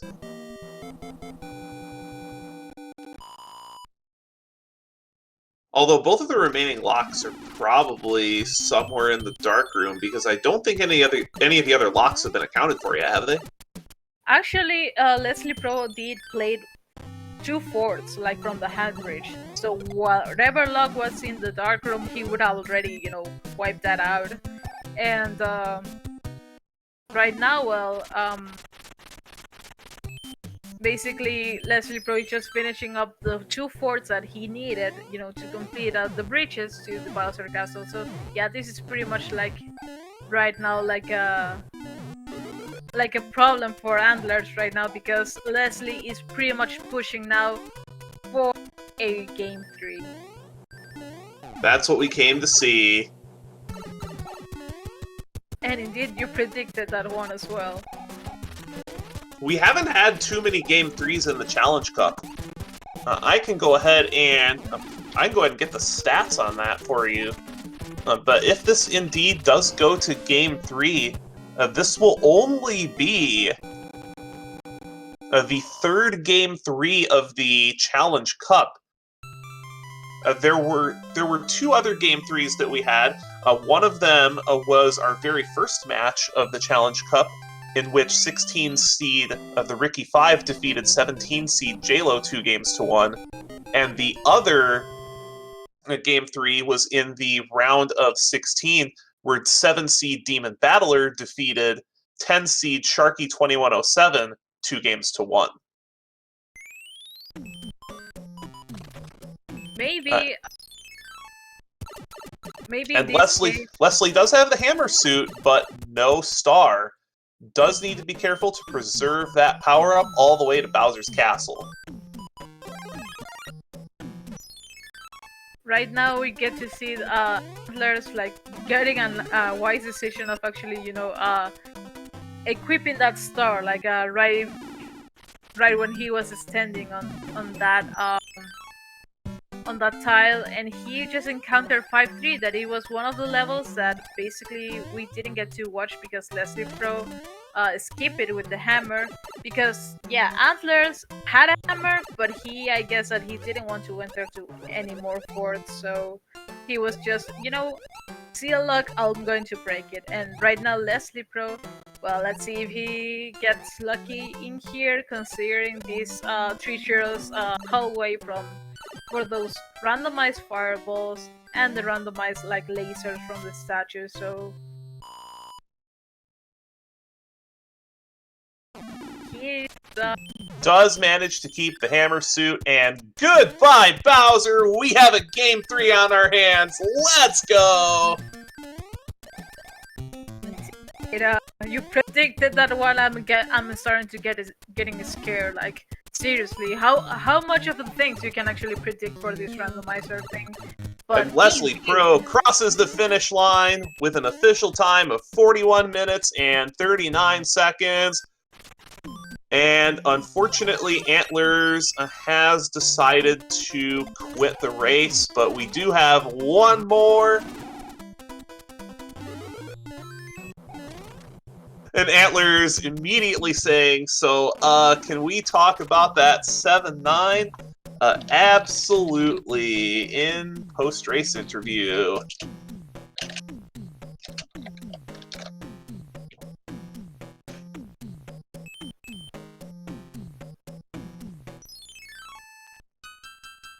And Leslie noting that execution was on point, but routing was questionable, and I would agree. I mean, with the temptation of the hammers, with the possibility of being able to break locks, yeah, you have to, keep in mind that maybe, like, if I break this lock, this might be, be kind of.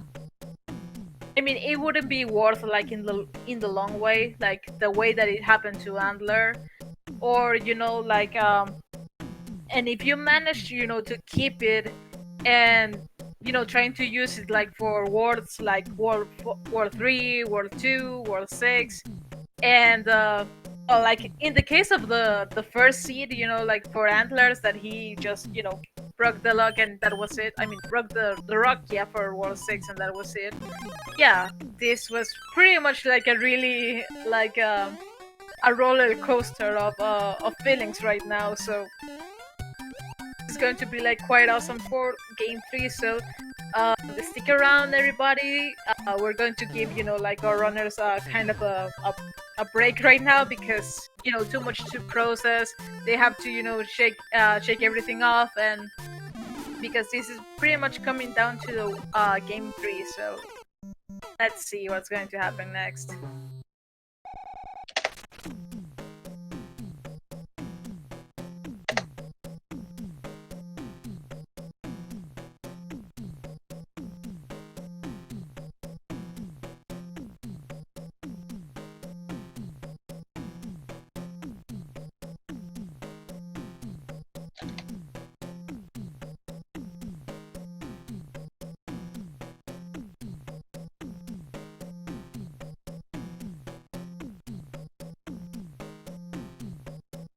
And then both of our runners will be getting set up for the third race. This could go either way. We've seen what happens.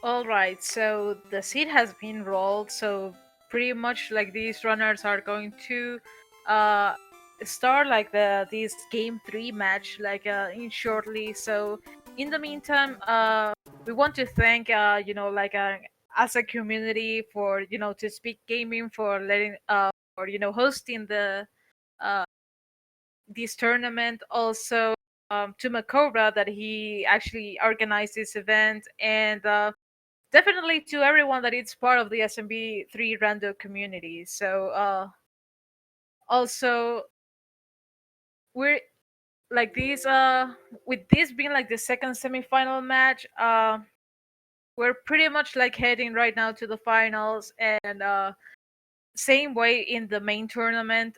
So pretty much we have like the second semifinal in between Mitch Flower Power versus the Haxor on Saturday. I think it's 4 p.m. Eastern, and yeah, definitely that's going to be quite a show. And yeah, right now, well, apparently, like our runners are pretty much like just getting ready for this game 3.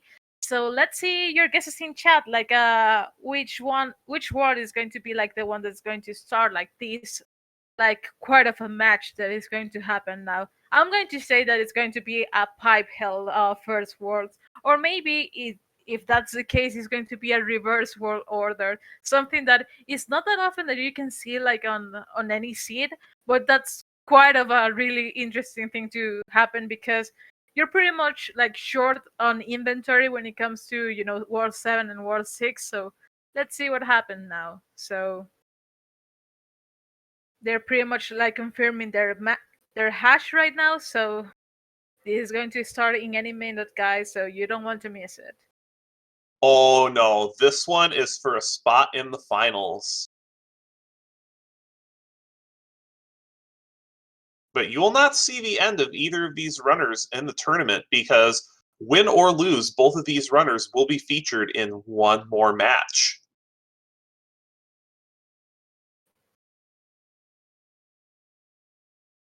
Right now the green flag has been set, so they're going to start like in a really short moment right now, so let's see.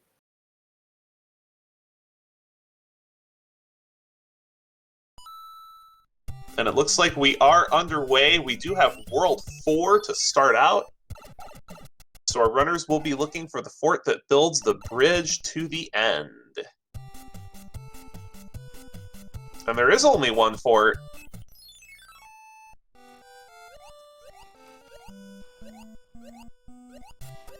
Well, I think that he got like a little bit shocked by the moment, and he's going to get like that first power up from this 3-1. Meanwhile, Leslie Pro is going to get like a little bit of a head, and he's going to just take the second power up, and he's going to be out of here. So it'll be interesting to see whether we get a leaf or a fire flower out of this block, and whether that a leaf is helpful. And it is a fire flower, so if that's what Antlerz is more comfortable with, that could wind up being advantageous for the first couple of stages. Well, considering that the next one is a hammer, like a hammer fight, yeah, definitely this was a really nice move for Antlerz to happen, so we'll be able to mop up those Sledge Brothers pretty quickly. Indeed, like he was just like, hey guys, bye guys as well, so he just finished out that that hammer fight, well, that Chungus fight, and he is going to enter to 5F2, and so does Leslie Pro, so they're pretty much neck and neck right now, but ooh, Leslie Pro just taking a little bit of damage to that photo book, but he's taking a star with him, so he's going to feel like kind of safe, like for now, so let's see what's going to happen now. Couple of stars in this 5F2. Antlerz will pick up a few seconds from being able to do a fireball kill, but Boom Boom should prove to be no problem for Leslie Pro, and both runners are out of 5F2, Antlerz holding a small lead. But it is still early, anything can happen. Definitely. Right now, well, Leslie Pro actually just to start like gaining some things to his inventory, and he gets some mushroom out of that mushroom house. That would absolutely going to help him out. Like I think that he's going to equip it like immediately right when he's like standing to the castle, because you know, yeah, indeed, like you don't want to start like an airship and maybe get like a really bad hitbox from the cannonballs or something. So well, we can see Antlers right now fighting against Iggy in a flat arena, so he's being.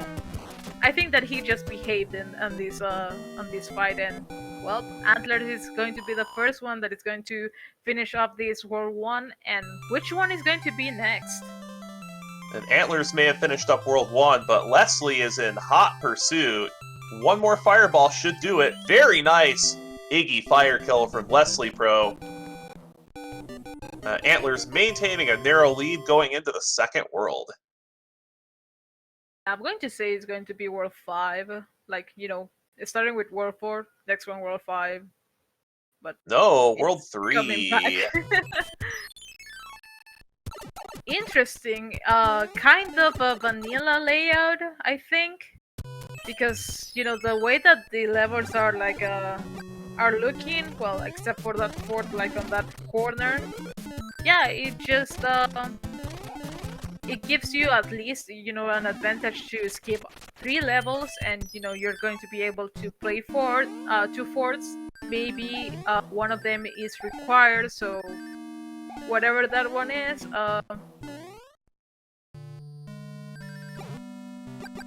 that's going to be the key to Wendy. And right now, Antlers, I mean, I'm impressed of the way that he dodged that. Like you were mentioning before, that drunken hot food, because wow, he was really too close of it. Oh no, those hot foots are horrible. Oh, and Leslie Pro actually taking a death in the lava from to 4F2, so okay, he's going to equip his Tanuki suit that I assume that it got from the letter. That was from the letter, yes. Right now, well, Antlers just finished up the fort, so let's see what is the answer now.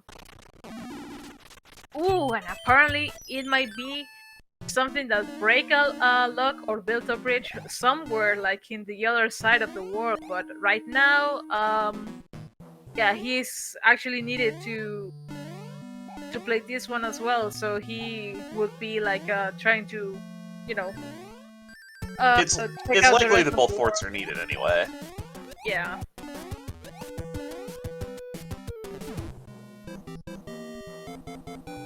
And we do have a slight divergence in 4-1, where Leslie prefers the bottom path with the power-up. If you do both paths quickly, the top path is not actually that much faster. Well, actually, Leslie Pro, after finding out it was Star, he just decided to ditch it, and he's going to, just enter to, well, just try to fight that Boom Boom. And right now we have Antler in 6-7, without the auto-scrolling, of course, and well, like, he's pretty much just out of there, so let's see if there's a divergence in the route, but apparently not. So Leslie Pro is going to be entering to the level that Antlers is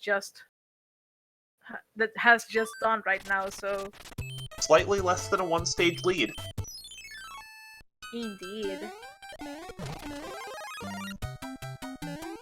And right now we have Antlers in 6-8, but there's a boss base right there, like I know that he's pretty much like ready for it to fall over or something, so he's hungry and he knows it, but luckily Antler was able to, just skip that out and finish out like 6-8, while Leslie Pro actually encountered to one of the Hammer Bros, so he decides to fight it right away, and it's a Star. And gets a 1-up as well. But you always want to check those blocks that the Hammer Brothers are on, because any items in any blocks in columns 1, 4, or 7 can contain items.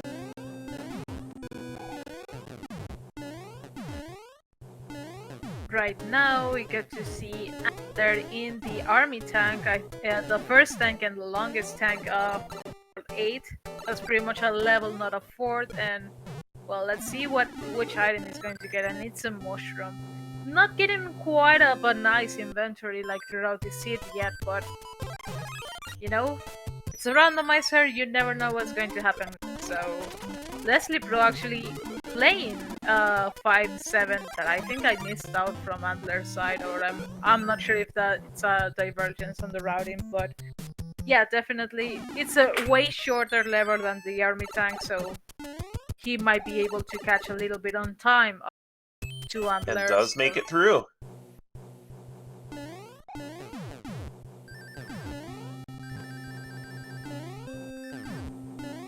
Yeah, so right now Leslie Pro is basically checking up which pipe is going to lead into Wendy.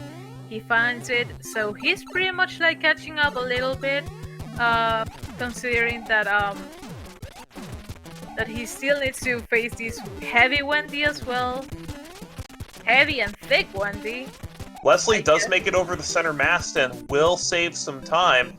Antler's finishing the fight just as Leslie is starting it. Still keeping this one tight, as we expected.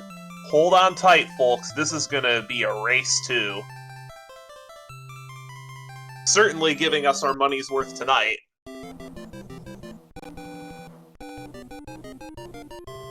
Yeah, actually, thanks to Makova, because he's been rolling like quite a nice hits for a race. So yeah, like cheers to him. And I think that... Sorry, go ahead. For races 2 and 3, certainly. Race 1, I would disagree. I retract my statement.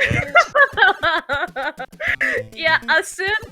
I mean, you can ask whatever runner, like whoever it is, like an SMB3 runner or like vanilla player or randomizer, if you have a 7-5 with fire traps and fire snakes, this is the worst seed ever. Definitely. Really. I saw that enemy pattern, and it's just one word for it. Ew. Yeah. Leslie going to Small Mario 2, getting boxed in by the Fire Chomp and the Fire Snake. Oh wait, there's a Paragoomba as well, so this is the worst enemy set that you can actually encounter on this level, because oh my god, and Antler's in a really tight situation. Made it, oh my god. Narrowly avoiding death from another Fire Snake, and there's another Fire Chomp to deal with. What's the next thing we're gonna find in this place? The Megaton Hammer? Well, apparently there were no enemies in that little gap. Paragoomba sniping Leslie, and Fire Chomp sniping Antlers. So we are going to be on even footing going into 7-5. Antlers using a mushroom, Leslie going in a Small Mario, but with a star. Alright, so yeah, definitely it is a dead right heat. Now we have a race. Dead heat once more.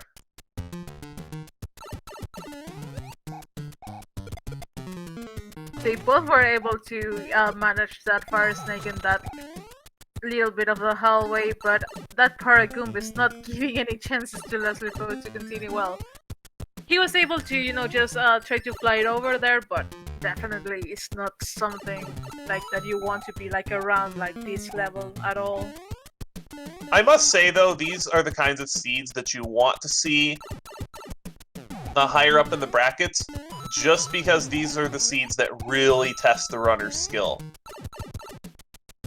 I don't know about you, but I like to see some of the toughest things that the randomizer can produce in the matches higher up in the bracket. No sense in making a final seed that can be completed by both runners in under 30 minutes. That's no fun to watch. You absolutely would have to love, you know, really long seed. And right now, I'm kind of wondering what happened to Leslie Pro, that he stayed like still for a moment, and I think that he just, you know, accepted his fate of dying with those fire chomps and the fire snake, like that it was there. And right Antlers now, is the first one out of 7-5. Indeed, and Leslie Pro having a really tough time making this look quite, you know, this is basically something that he doesn't want to see at all, because this is game 3. Like, you can't afford to lose now. So, oh my god, this is intense. This seed is eating both of our runners alive. And I think Leslie is using all of his items. He has nothing left in the tank. So hopefully he can get past these. Hopefully he can get past this world with his lives count. Maybe pick up a couple more star cards at the end of these stages to get some lives.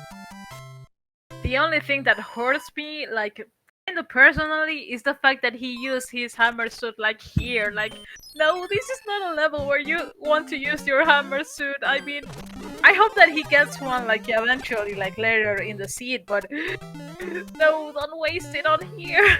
He's kind of out of options, though. Yeah, I can't blame him either, so... Yeah, this is... Oh my god, this is a really tough situation for Leslie Pro, but I mean, don't underestimate him. I know that he can, you know, just start like being neck to neck again, so let's just like let him, you know, maybe clear up his mind right now, like after that 7-5. So, you know, he can, you know, just complete the level and he's going to be out and he's going to be done for good, and yeah, he's going to, you know, just say bye to the nightmare. I think he's just gonna try to clip this. And nicely done! Right now, Antler in the difficult situation of, you know, of whether like going to the pipe or not, but even if he went to do the pipe, he would need to play a fort, so he will just, you know, skip it and continue on his way to the castle. Right, Antler's in a 3-5 full of mob loopers, already down to small Mario. Gotta be careful towards the end of this level. Might be going for a power-up here. Rewarded with a star. So this should help him get to the end of the level. Leslie very wisely taking 3 star cards at the end of the level. Antler's in a little bit of a difficult situation, does get around the mob loopers, and makes it to the end of 3-5. Antler's now boasting about a 1.5 stage lead after that mishap in 7-5. It is still unknown what fortress is required, though. So depending on... Holy nice clip from Leslie. You have no idea how hard it is to... You have no idea how hard it is to clip off of a note block. Oh my god, this is the first time I've seen that clip in my life. I mean, I'm apologize if the language was incorrect, but I'm like, what? What? Oh my god, that's huge. Like, seriously. That oh my god, so and Antler's getting a second hammer suit right now, so... Okay, he's armored and ready for whatever it comes next, and... Wow, and nicely done by Leslie Pro. Now down by only a stage. Yeah, like he apparently took a death in that coin ship because of those I think it well, I just missed out like whatever type of pro was in like right at the end. But he had in the coin ship, they're always boomerang bros. Oh, okay. And both runners making it through, cutting Antler's lead to a stage. Yeah, this is getting intense now because they're pretty much like just one stage like in between them, so they're definitely going to cut this out maybe later on the seed, so let's see what happens. They're getting a damage in that water bro arena, so eek. Hate to see it. Leslie Pro actually getting to the mushroom house, and yeah, yes, he's gonna be really happy to see that. Yeah, right now Antler, well, just using one of these hammer suits right away, so because I think that he didn't have any choice, and ooh, Leslie Pro just taking a death in 3-3, so this is intense, ladies and gentlemen. Oh, Definitely. it is. Now, are those Hotfoots gonna stay? It looks like they are. Good Hotfoots. Nice, obedient Hotfoots. Yeah, definitely. I mean, don't get me wrong, but that kind of looked like a wedding. Like Mario was like the priest, and you know he was pretty much there, going to to join those little hot foods in marriage. Oh my god, I'm so sorry. I just a dumb idea. No, don't worry about it. That illustration's great. Yeah, right now Leslie Pro with a really nice arena for that fight. So he's pretty much entered into 6F3 right now, and Antler, well, apparently Morton is not salty tonight, so he's been just taking like 1 hit or 2 hits like on these seats, so that's kind of good to see. So now Antler's lead coming into World 4 expanded to about a stage and a half. Leslie and the Disco Waffle not getting along in Carpet Fort, and Stretch takes Leslie out.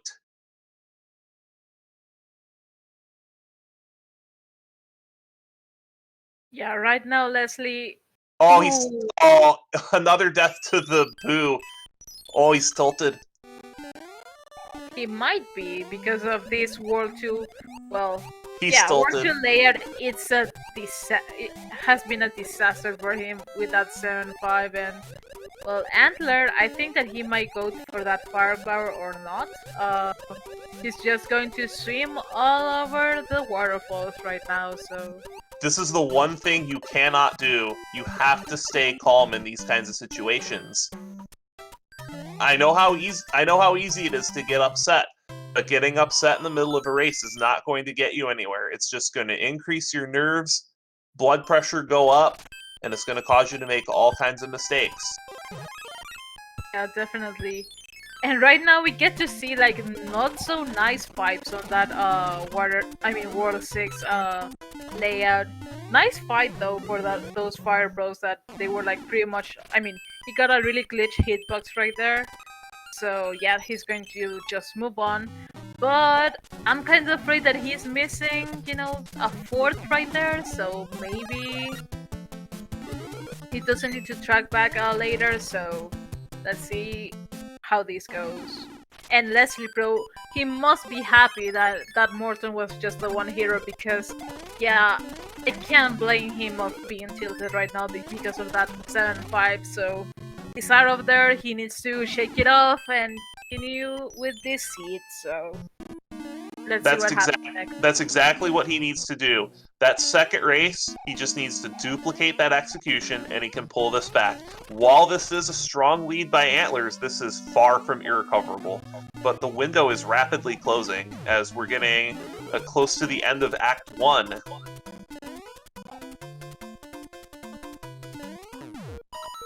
Yeah, indeed. Right now, Leslie Pro, I think that he's going to enter to the waterfalls as well. Indeed he is. Well, Antler's it's in 8F, like being unlucky not being able to get that 1 cycle, but he's definitely going to, well...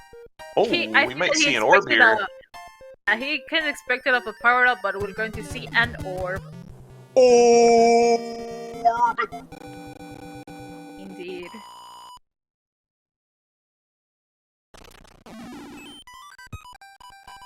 Now, whatever that 4th broke or something, he's just on his way, you know, to the castle right now. Antlers, while Leslie Pro just enter here, and well, he's going to check whatever is happening here.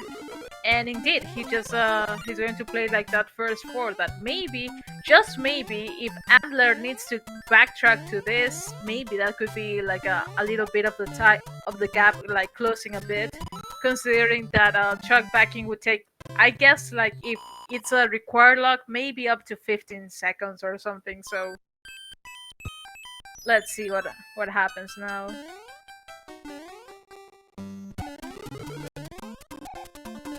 Right now, Antler into dash 2. He's using a star, like to avoid the enemies, I guess. And Leslie Pro with a really nice boomerang bro fight. And for those of you just arriving, this is the Super Mario Bros. 3 Randomizer Challenge Cup. The Challenge Cup is a side tournament for all of the runners who did not make it to the main bracket of the tournament. We are currently in the second and final game of the semifinals. The loser of this match will play S Diesel for third place, and the winner will advance to the finals.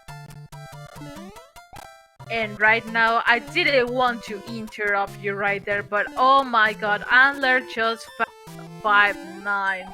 So this, I mean, if Leslie Pro actually, you know, did a fourth right, like, if he didn't, like, I mean, if Antlers needs to backtrack and Leslie Pro plays, you know, the other level, like, from the other route, this might be a little bit of a catch-up for Leslie Pro, so let's see how this is actually going to happen right now.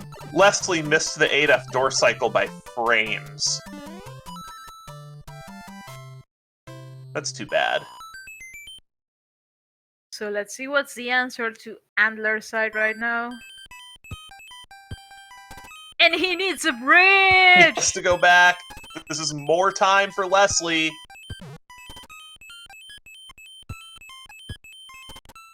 Yes, indeed, and considering that 7-3 level is kind of short, so he might be able to, you know, catch up a little bit on this race, but let's hope that he doesn't, I mean, if he encounters 5-9, I'm pretty sure that he's going to, you know, just take a death and go to the other level, because you don't want to play 5-9 in a randomizer, you don't want to.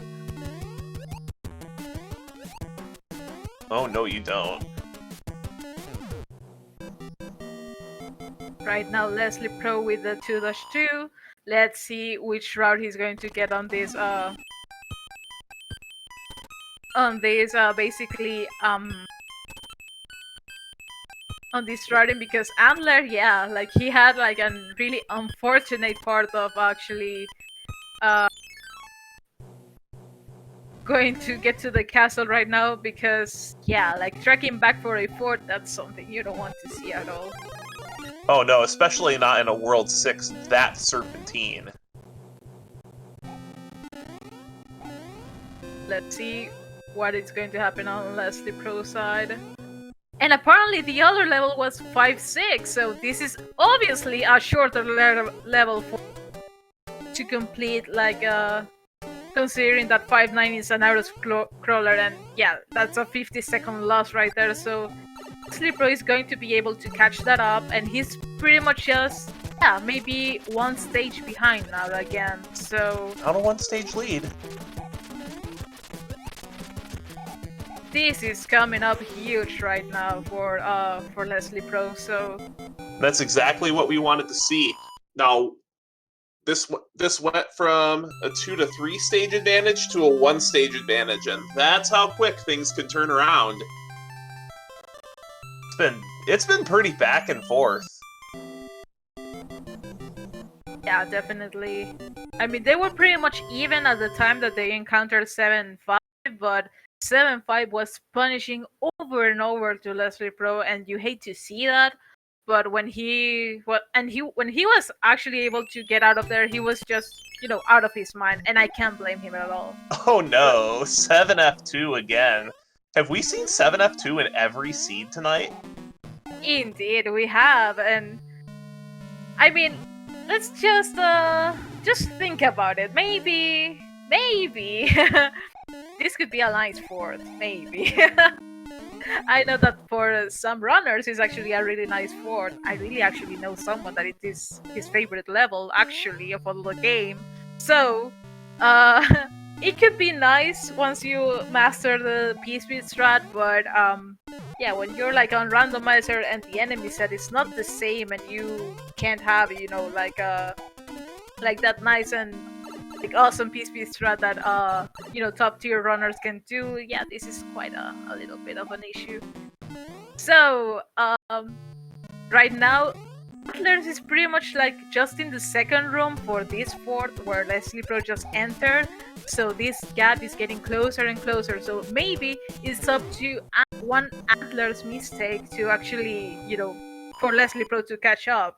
I mean, I don't want to jinx this, but oh my god, this is getting intense and intense, like I mean the intensity is increasing like every second like in this race, so you love to see that. And we've seen several execution hiccups from both of these runners, so the runners might feel like they're behind, especially considering we're only on World 5, and we are 27 going on 28 minutes into this race. And both of these runners know that the other is capable of a sub-40 run easily. So I would not be surprised if nerves are starting to kick in for both of these runners, and they will only escalate as the race goes on. So it may just come down to who can keep their nerves under control. Yeah, pretty much that would be the situation right now, because Antler just took an unfortunate death in this 7-3 beta, but he was able, just to use a Tanuki suit strat and, just fly his way like all over, while Leslie Pro is actually approaching to the end of the level like without any death or something. So the gap is getting more closer by now, and well, Antler right now is in the Air Force, so let's see if Leslie Pro is going to, maybe equip a Tanuki suit or something that is going to allow him to, go hovering like over those. But oh, okay, he's going to skip the fourth. Interesting.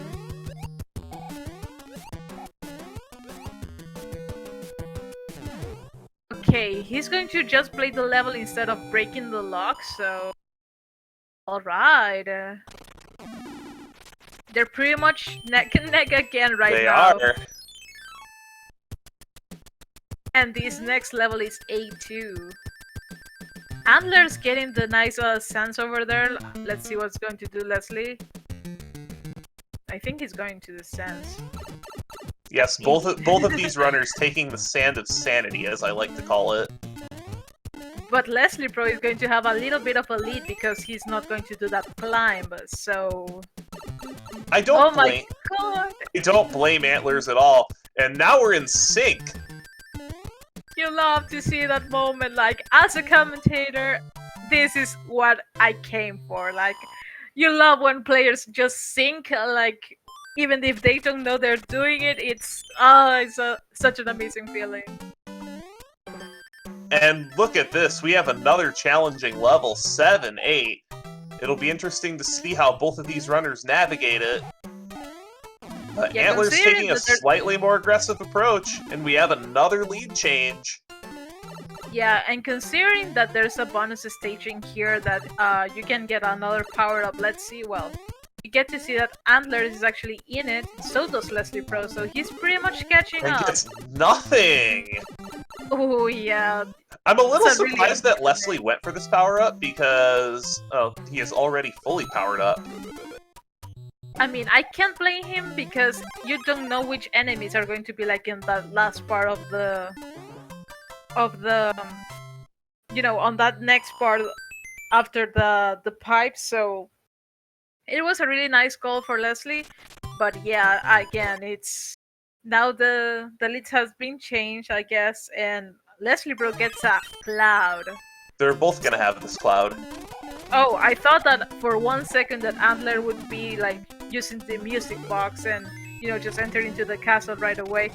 Just like that, Leslie Pro is getting the lead now. Just by playing a level instead of a fourth, there's a trade in the leadership. That's wow. This is the great thing about the randomizer, isn't it? Like, oh my god, your decisions can actually affect like your gameplay, and oh my god, just look at that. Larry was quite of a squishy Koopa, I guess, that he just needed one hit to be done, and Leslie Pro is just entering to World 6, and so does Antler. So, oh my god, this is so exciting. Just a difference of a few seconds. This might be the most exciting set out of the entire Challenge Cup.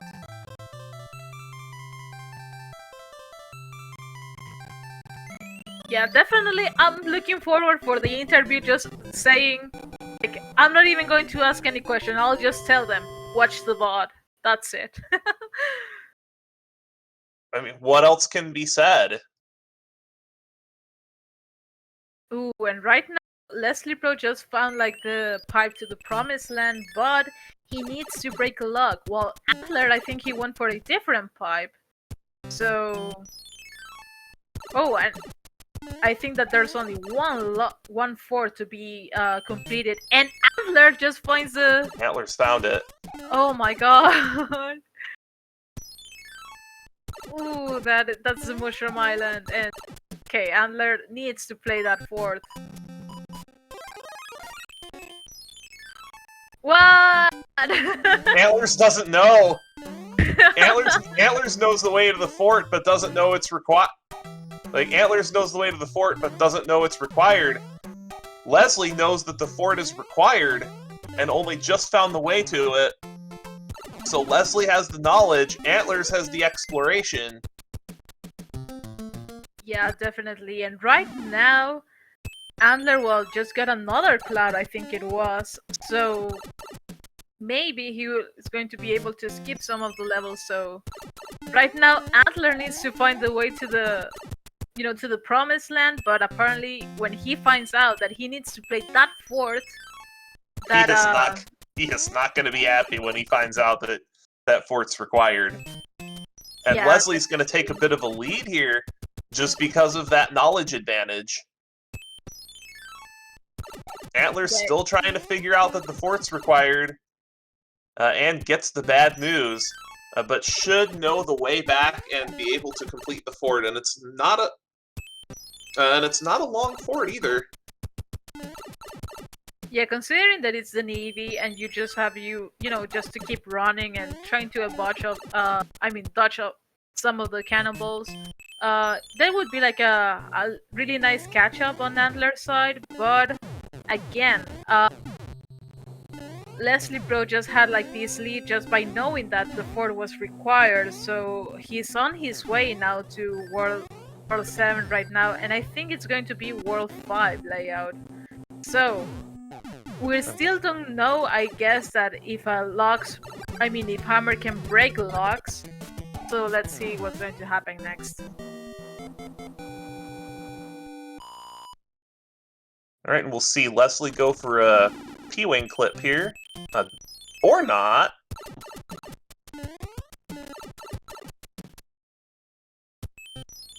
Right now, Antler's just running to that promised land pipe, and he might be able to catch up a little bit to the to Leslie right now if he decides to, skip the Piranha. But that's what he's gonna do. So Leslie going into World 7 with about a one-stage lead. There's been a lot of flip-flopping in this. A very close race.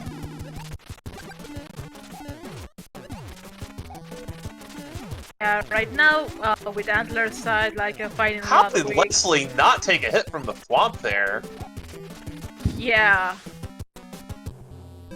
Leslie Pro playing pretty much conservative in this 3F2 because you don't know if the enemies that all be all around there are going to be like Boost, Hot Food, or something. And definitely, if Antler gets to manage the P-speed and try to go through that fort quite easily and keeps the Fire Flower, he might be catching up some seconds that by this point he needs them. So right now, well, Leslie clouding up that one tile. Great cloud use because he knows he won't need to backtrack. Yes, indeed.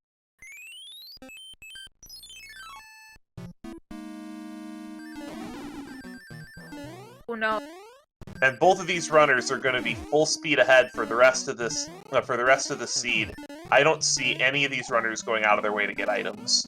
Just get through these stages, get to the airship as quickly as possible, and move on to World 8, because this is another one of those situations where the timer is running awful high, and neither one of these runners has finished yet, and it's only going to get more and more tense the higher that timer goes as it gets to 38, 39, 40 minutes and beyond. So nerves could very easily be a factor, considering that this is the tiebreaker of the series. Alright, and pretty much... Antler's using a cloud and we're synced again! Oh my god, Oh my god, the Antler needs to be like extra careful in here considering that he just clouded the previous level. So if he takes a death, this is going to be huge for Leslie Pro for taking a lead. I mean, it wasn't like a little bit of a long level, the one that he just visited before, but that's definitely something you don't want to, you know, getting to know that. Oh, that was a close one, yeah. Antlers. You can't do that with a star. Leslie is through. And Antlerz is through. Oh my god, this is gonna come down to World 8.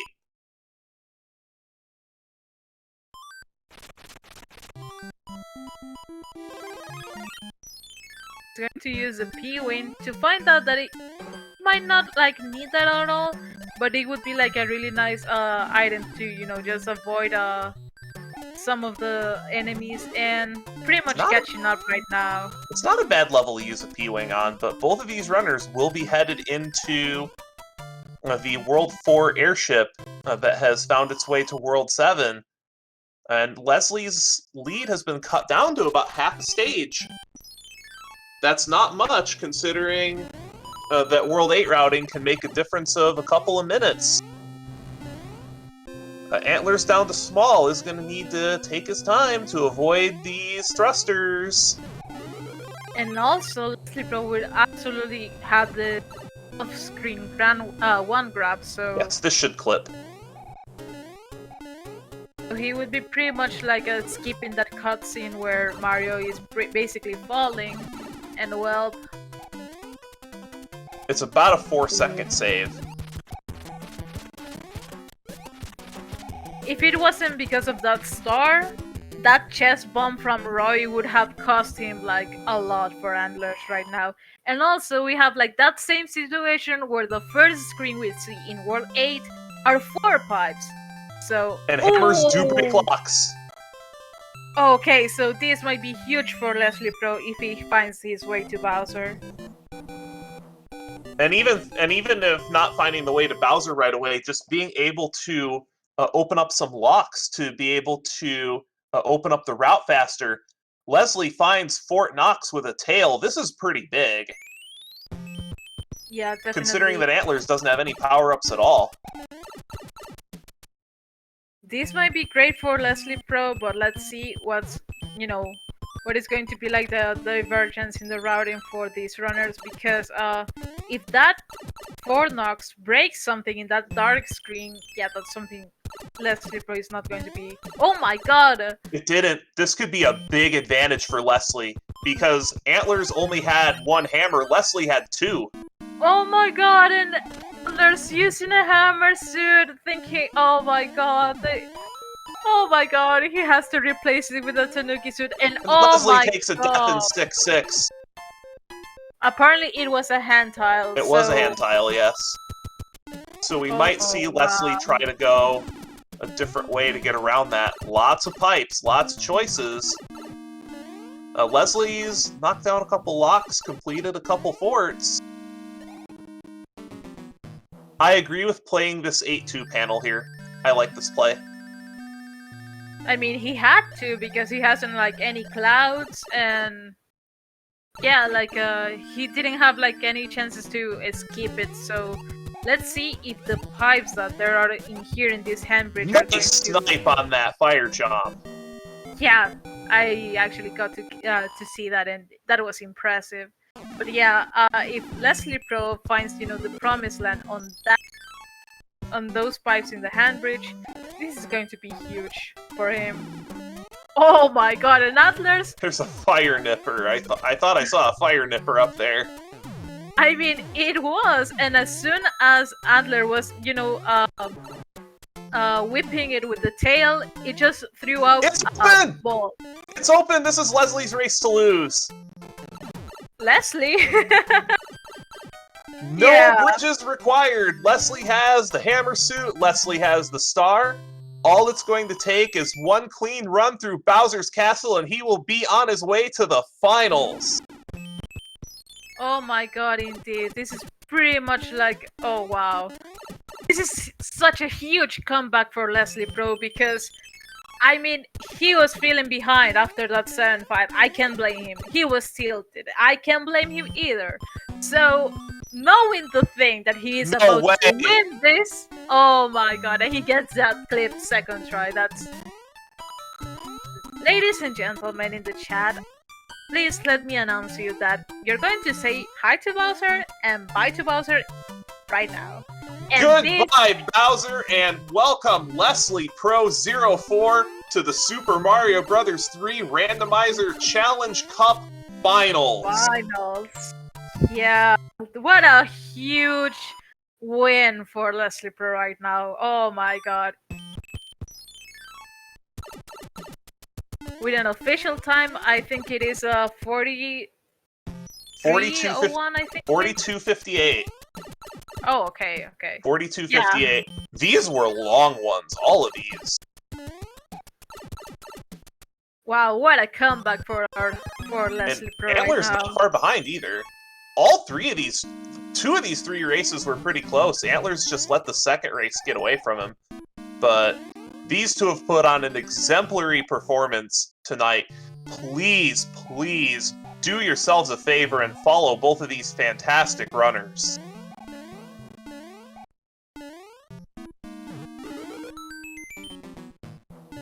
Give them both some love for putting on such an amazing set. Yeah, this was basically a finals worth match, definitely. Like, these are the kinds of seeds you do want to see in finals, yes. Yeah, this is the type of races that you want to see in finals. And Antler, well, I think that he just received the bad news and going to, well, I think that was on purpose, I guess, but he'll finish it out. I mean, yeah. And if you're a fan of Antlerz44, just remember, he will be in the bronze match against S Diesel to be scheduled at a later date. Yeah, right now, oh my god. Disco Waffle's giving him a little bit of trouble. Disco Waffle. Yeah, I was about to, I was really scared of that Disco Waffle, but wow. Disco Waffles, Space Waffles, we have a lot of names for those.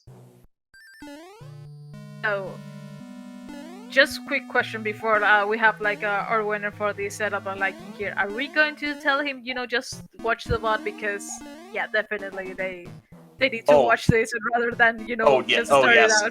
There's not much to say. Just watch the VOD. What else can we say about this one? Like we don't want to give out the spoilers for that huge race that just happened right now because for these runners, yeah. These runners just put on an amazing job. Like, make sure actually to follow them. And wow, this was incredible. Antler's taking an unfortunate death. Antler's taking an unfortunate death and has thrown in the towel. But great job to Leslie. We'll see if we can get Leslie and or Antlerz in the booth. And we are joined by Leslie Pro 04 in the booth. Welcome to the finals. How you feeling? Thanks, Ryko GG. Oh my goodness. That was a hot mess. Like, from the start, I tilted so bad after that second world from the very first seed that suddenly I get a bit daring, and I can't believe I almost brought that all the way back. Well, when it comes to Randomizer, you never know what's going to happen next, and miracles can happen in the Randomizer match.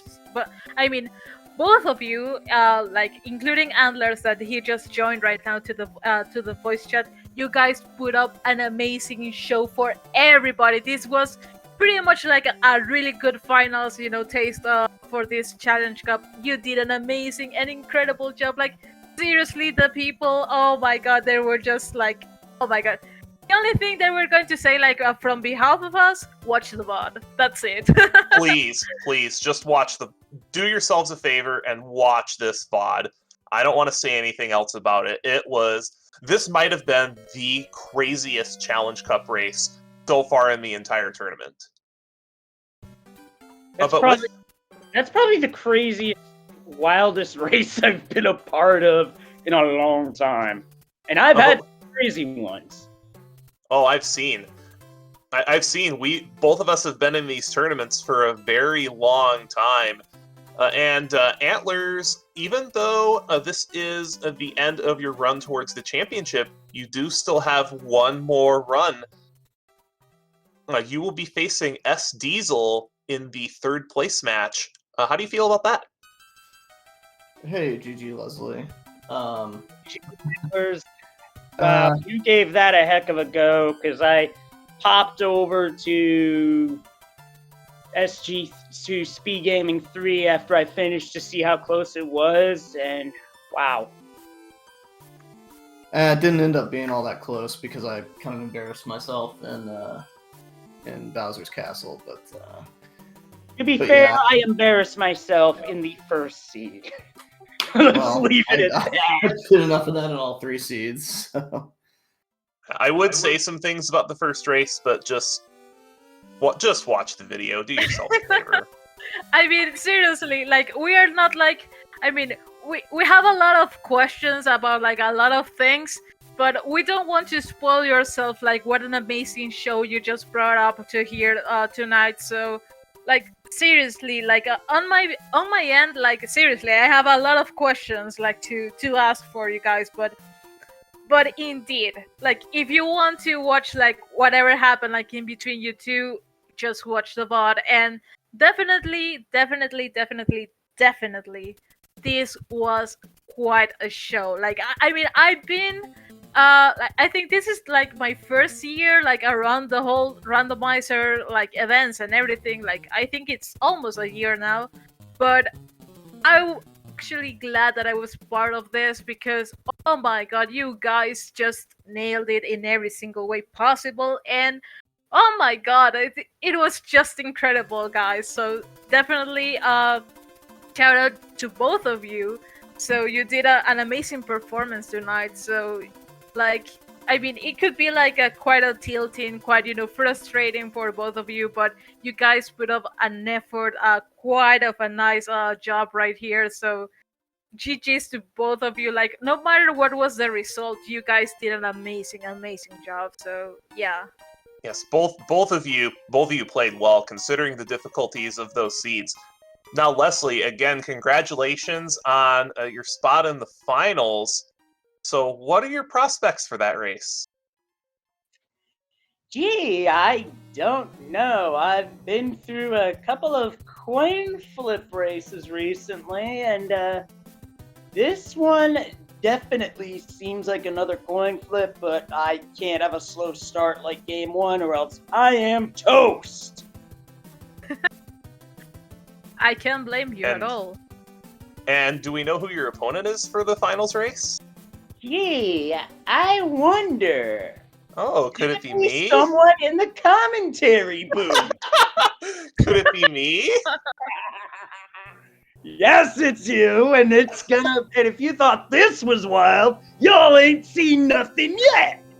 Oh, both of us have been involved in the SMB3 randomizer tournament since the beginning, and surprisingly, I don't believe we have played each other in any of these races in any of the 3 years. What a place to meet in Grands, huh? Yeah, absolutely not. In fact, a little bit of history. The only other tournament in which we have a match is Earthbound Ancient Caves Super Series 2020. Let that sink in for a moment. Because the two of us play so many different randomizers, and it took us this long to get paired in this. And I tell you what, Leslie, I wouldn't have it any other way. You took the words right out of my mouth, Raiko. I would not have it any other way, because you gotta beat one of the best if you're gonna be the best. I can't help but feel the same. Funny thing is, I play this randomizer significantly less than both of you, and I've actually played against you in a tournament. But I've never played against you in Z1, go figure. Yeah, I was about to say, I don't it's the think anyway. Antlers I mean, Michael Ryder Z1R matchup. Oh, Yeah, we- Antlers would crush me in that. Are you sure about that? I have a feeling you'd burn the house down. But in any case, if in any case, I don't know if I have anything else to say about this. So, Shar, take it away. Okay, All I'm gonna say is some of those clips I pulled out, I literally pulled those off the seat of my pants. Because shout outs to Sharky for that one I did in 7-2. Oh! Which one you're talking about? Block clip. Yeah. Yeah, I kind of did that on one of the vanilla weekly races, so yeah. But yeah, like if you guys need to say something else, like some closing words. no, just- That was an incredible set, Antlers, with how tough those seeds were, which honestly felt like the kind of seeds you want to have at this stage of the tournament. Make them tough so that you really get a challenge. I really got a challenge out of this. GG, and I hope to race you again soon. yeah, GG. Good luck in the finals. Again, thanks to everyone for putting this on. Commentary, restreamers, all that. Thank you. Alright, with this being said, it was a pleasure for me, and of course, we're going to thanks again to the SpeedGaming channels, to Macobra for organizing this Challenge Cup, for the SMB3 community, like the Randomizer community at all. Like, thank you so much for being part of this, and we're not going to keep you all guys like any longer. So, I hope you guys like stay safe and have a good one, everybody, and see you next time on the finals. And yeah, remember that for the main tournament, we still have our semifinals for the main tournament. It's going to be on Saturday, 4 p.m. Eastern. It's going to be in between Midge Flower Power versus the Haxor. And for the finals, we're going to be pending on when our runners are going to decide to face each other. So on behalf of everyone, so I'll just wish you guys a really good night and see you soon.